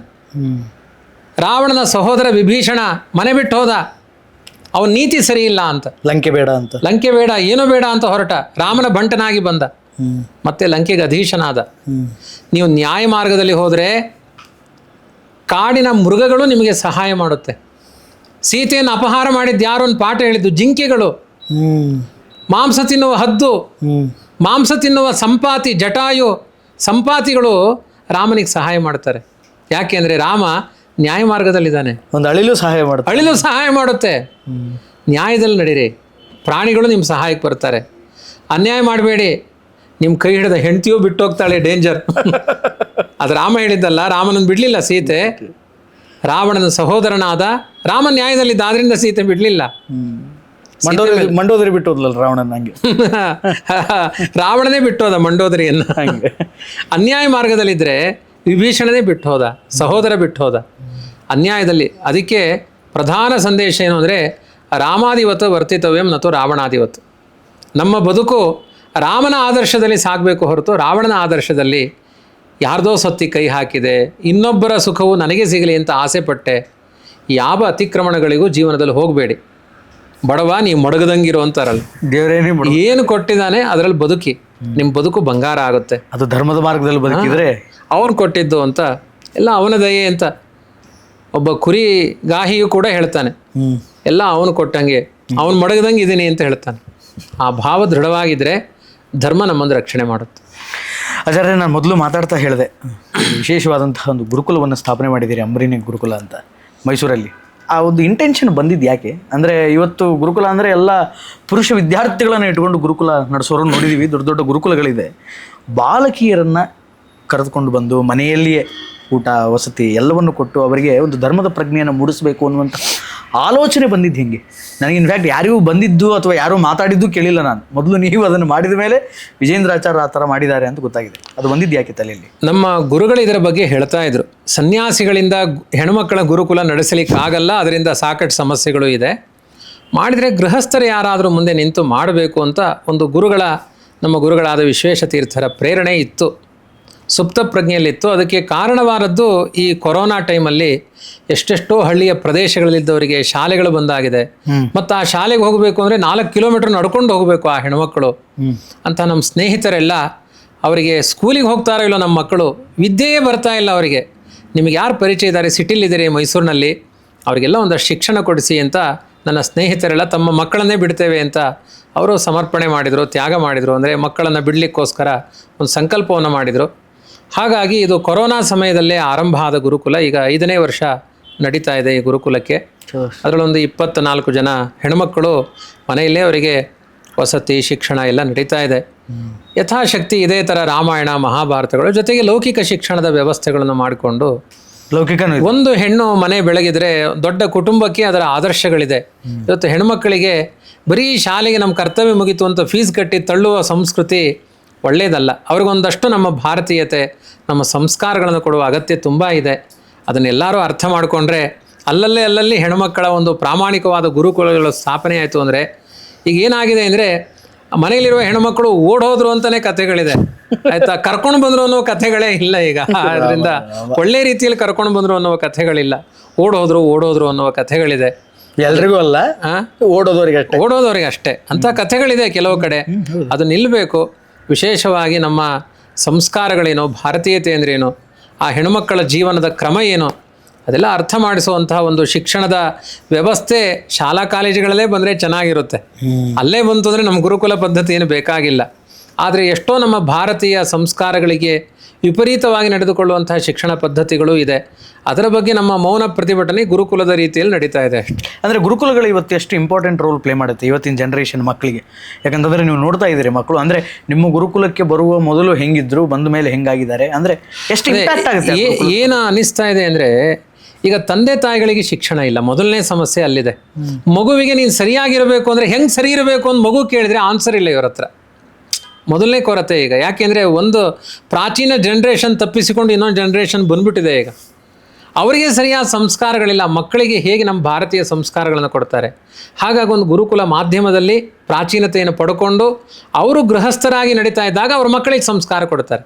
ಅದರ ಪುನರುತ್ಥಾನ ಆಗಬೇಕಾಗಿದೆ. ಒಂದು ರೀತಿ ಈಗ ಬ್ರೇಕ್ ಆಗಿದೆ ಅದು. ಚೈನ್ ಸಿಸ್ಟಮ್ ಬ್ರೇಕ್ ಆಗಿದೆ. ಚೈನ್ ಸಿಸ್ಟಮ್ ಬ್ರೇಕ್ ಆಗಿದೆ. ಅದು ಸರಿಯಾಗಬೇಕು. ಎಲ್ಲ ಕಡೆ ಆಗಿದೆ ಅಂತ ಹೇಳಲ್ಲ, ಎಷ್ಟೋ ಮನೆಗಳಲ್ಲಿ ಆ ಸಂಸ್ಕಾರಗಳು ನಡೀತಾ ಇದೆ. ತುಂಬ ಕಡೆ ಬ್ರೇಕ್ ಆಗಿದೆ. ಅದಕ್ಕೊಂದು ಇದು ಮಾಧ್ಯಮ ಆಗಲಿ ಅನ್ನೋದು ನಮ್ಮ ಅಭಿಪ್ರಾಯ. ಮತ್ತೊಂದೇನು ಅಂದರೆ, ಈಗ ಯಾವುದೋ 1 ಗಂಟೆ ಸಂಸ್ಕಾರ ಕೊಡುವುದಕ್ಕೂ ಗುರುಕುಲದಲ್ಲಿ 24 ಗಂಟೆ ಇರುತ್ತೆ ಅವರಿಗೆ. ಆ ಮಗುವಿನ ಪ್ರತಿಯೊಂದು ಚೇಷ್ಟೆಗಳನ್ನು ಕೂಡ ತಾಯಿಯಾಗಿ ಶಾಸ್ತ್ರಬದ್ಧವಾಗಿ ಹೀಗಿರಬೇಕು, ಯಾವಾಗಲೂ ಮಗು ಎಂಜಲು ಮಾಡುತ್ತೆ, ಇನ್ನೇನೋ ಮುಟ್ಟುತ್ತೆ, ಅದರಿಂದ ಆಗುವ ದುಷ್ಪರಿಣಾಮಗಳೇನು, ಹೆಜ್ಜೆಗೆ ಆ ಮಗುವಿನ ಬಾಡಿ ಲ್ಯಾಂಗ್ವೇಜ್ ಅಂತಾರಲ್ಲ ಅದು, ಅದರ ಮಾತು ಕೃತಿಗಳನ್ನು ತಿದ್ದಲಿಕ್ಕೆ ಒಂದು ಒಳ್ಳೆಯ ಅವಕಾಶಗಳು ಗುರುಕುಲ ಪದ್ಧತಿಯಲ್ಲಿ ಇರುತ್ತೆ. ನಾವು ಆ ಥರ ಗುರುಕುಲದಲ್ಲೇ ಬೆಳೆದಿದ್ರೆ ಅದರಿಂದ ಸಾಕಷ್ಟು ಶಿಕ್ಷಣಗಳನ್ನು ಪಡೆದಿದ್ವಿ. ಅದೇ ಥರ ಮಕ್ಕಳಿಗೆ ಆ ಕೊಡುವ ವ್ಯವಸ್ಥೆ ಇದೆ. ಅಲ್ಲೇ ವಸತಿ, ಊಟ. ಈಗ ಅವರಿಗೆ ಈಗ ಅದೇ ಊರವರು ಅಥವಾ ಕೆಲ ದಿನಗಳ ಮಟ್ಟಿಗೆ ಮಾತ್ರ ನಾವು ಕಳಿಸ್ಕೊಡ್ತೀವಿ ಅಂತ. ಅದಕ್ಕೆ ಈಗ ಈ ಕೆಲವರು ಕೇಳೋದುಂಟು, ನೀವು ಬ್ರಾಹ್ಮಣ ವಲಯದವರಿಗೆ ಮಾತ್ರ ಮಾಡ್ತಾ ಇದ್ದೀರಿ, ಎಲ್ಲರನ್ನೂ ಸೇರಿಸ್ಕೊಳ್ಳಿ ಅಂತ ಕೆಲವರು ಕೇಳಿದ್ದಾರೆ ತುಂಬ ಜನ. ಅದಕ್ಕೆ ನಾವು ಈ ಸಮ್ಮರ್ ಕ್ಯಾಂಪಸ್ ಅಂತ ಅಂದರೆ ಒಂದು ಏನು ಅಂದರೆ ವರ್ಗೀಕರಣ ಅನ್ನೋ ವ್ಯವಸ್ಥೆಯಲ್ಲಿ ಶಿಕ್ಷಣಗಳನ್ನು ಮಾಡ್ತಾ ಇದ್ರೆ ಹಿಂದೂ ಧರ್ಮದ ಉತ್ಥಾಪನ ಏಳಿಗೆ ಆಗಲ್ಲ. ಅದನ್ನು ಬಿಟ್ಟು ವಿಸ್ತಾರವಾಗಿ ಆಲೋಚನೆಗಳನ್ನು ಮಾಡಬೇಕು. ಸಾಮೂಹಿಕ. ಆದರೆ ಏನಾಗುತ್ತೆ ಅಂದರೆ ಒಂದು ಗುರುಕುಲದಲ್ಲಿ ಈಗ ಅವರವರದ್ದೇ ಆದ ಒಂದು ಸಂಸ್ಕಾರಗಳಿರುತ್ತೆ. ನಾವು ಒಂದನ್ನು ಮಾಡ್ಲಿಕ್ಕೆ ಹೋದರೆ ಅವಾಗ ಇನ್ನೊಬ್ಬರಿಗೆ ಹರ್ಟ್ ಆಗುತ್ತೆ. ಎಲ್ಲ ವರ್ಗದವರನ್ನು ನಾವು ಸೇರಿಸ್ಕೊಂಡು ಮಾಡ್ಲಿಕ್ಕೆ ಹೋದರೆ ಅವಾಗ ನಮ್ದು ಹೀಗಿದೆ ಕುಲ ಸಂಪ್ರದಾಯ ಅಂತ ಇನ್ನೊಂದೇನೋ ಒಂದು ಡಿಫ್ರೆನ್ಸ್ ಬರುತ್ತೆ. ಅದಕ್ಕೋಸ್ಕರ ಎಲ್ಲರಿಗೂ ಹೊಂದಾಣಿಕೆ ಆಗುವಂಥ ಒಂದು ಜನರಲ್ ಆಗಿ ಅದನ್ನು ನಾವು ಪ್ರತಿ ವರ್ಷ ಈ ಸಮ್ಮರ್ ಕ್ಯಾಂಪಸನ್ನು ಮಾಡಿ ಏಪ್ರಿಲ್ ಮೇ ತಿಂಗಳಿನಲ್ಲಿ ಅಂಥವ್ರನ್ನೆಲ್ಲ ಮನೆಗೆ ಮತ್ತೆ ಕರೆಸ್ಕೊಂಡು ಅದನ್ನು ಬೇರೆ ಮಾಡ್ತೀನಿ. ಮತ್ತೆ ಈ ಮಕ್ಕಳೆಲ್ಲ ರಜೆಗೆ ಹೋಗ್ತಾರೆ ಊರಿಗೆ, ಅವ್ರಿಗೊಂದು ಬೇರೆ ಆ ಥರ ಅವ್ರಿಗೊಂದು ಶಿಕ್ಷಣ ಕೊಡೋ ವ್ಯವಸ್ಥೆ ನಡೀತಾ ಇದೆ.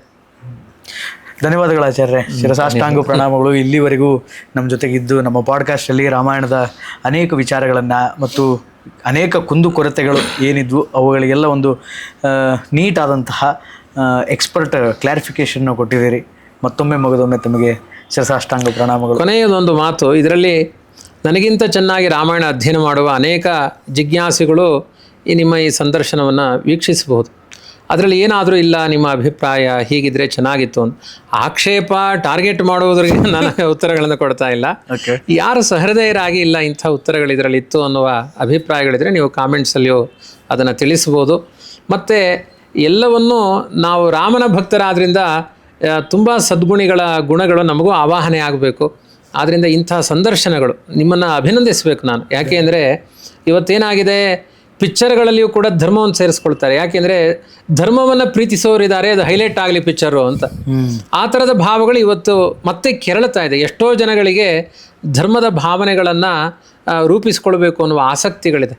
ಹಾಗಾಗಿ ಇಂತಹ ಒಂದು ಏನು ಸಂದರ್ಶನಗಳನ್ನು ನೀವು ಮಾಡ್ತೀರಿ ಇದನ್ನು ಇನ್ನೂ ಹೆಚ್ಚೆಚ್ಚಾಗಬೇಕು. ರಾಮಾಯಣದ ವಿಚಾರ, ಮಹಾಭಾರತದ ವಿಚಾರ, ನಮ್ಮ ಸನಾತನ ಸಂಸ್ಕೃತಿಗಳ ವಿಚಾರ ಎಲ್ಲದರ ಬಗ್ಗೆಯೂ ಒಂದು ವಿಸ್ತಾರವಾದ ಚಿಂತನೆ ಮೂಡ್ತಾ ಇದ್ದರೆ ಇವತ್ತು ಮಾಧ್ಯಮಗಳ ಹತ್ತಿರ ಆಗಿದೆ ಜನಗಳಿಗೆ, ಪುಸ್ತಕ ಹತ್ತಿರ ಆಗಿಲ್ಲ ಅಥವಾ ಒಬ್ಬ ಗುರು ಹತ್ತಿರ ಬರಲ್ಲ, ಮಾಧ್ಯಮ ಬೇಗ ಹತ್ತಿರ ಬರುತ್ತೆ. ಹಾಗಾಗಿ ಇದರ ಮೂಲಕನೇ ಕೊಡುವಂತಹ ಪ್ರಯತ್ನಗಳು ನಿರಂತರ ಸಾಗಲಿ, ನಿಮ್ಮ ಉದ್ದೇಶಗಳು ಸಫಲ ಆಗಲಿ, ನಿಮ್ಮ ಈ ಸಂಸ್ಥೆಯು ಅಭಿವೃದ್ಧಿಯನ್ನು ಹೊಂದಲಿ ಅಂತ ಪ್ರಾರ್ಥನೆ ಮಾಡಿ ನನ್ನ ಮಾತನ್ನು ಮುಗಿಸ್ತೇನೆ. ಧನ್ಯವಾದಗಳು ಆಚಾರ್ಯ, ಧನ್ಯವಾದಗಳು. ಒಟ್ಟಾರೆಯಾಗಿ ಇದು ಈ ಹೊತ್ತಿನ ವಿಶೇಷ. ಮುಂದಿನ ಪಾಡ್ಕಾಸ್ಟಲ್ಲಿ ಮತ್ತೊಬ್ಬ ಅತಿಥಿಯನ್ನು ಕರೆದುಕೊಂಡು ಬರ್ತೀನಿ, ಮತ್ತೊಂದು ವಿಷಯದ ಬಗ್ಗೆ ನಿಮಗೆ ತಿಳಿಸುವಂತಹ ಪ್ರಯತ್ನವನ್ನು ಮಾಡ್ತೀನಿ. ಅಲ್ಲಿವರೆಗೂ ನೋಡ್ತಾ ಇರಿ ಬಿಯಾಂಡ್ ಲಿಮಿಟ್ಸ್. ನಮಸ್ಕಾರ.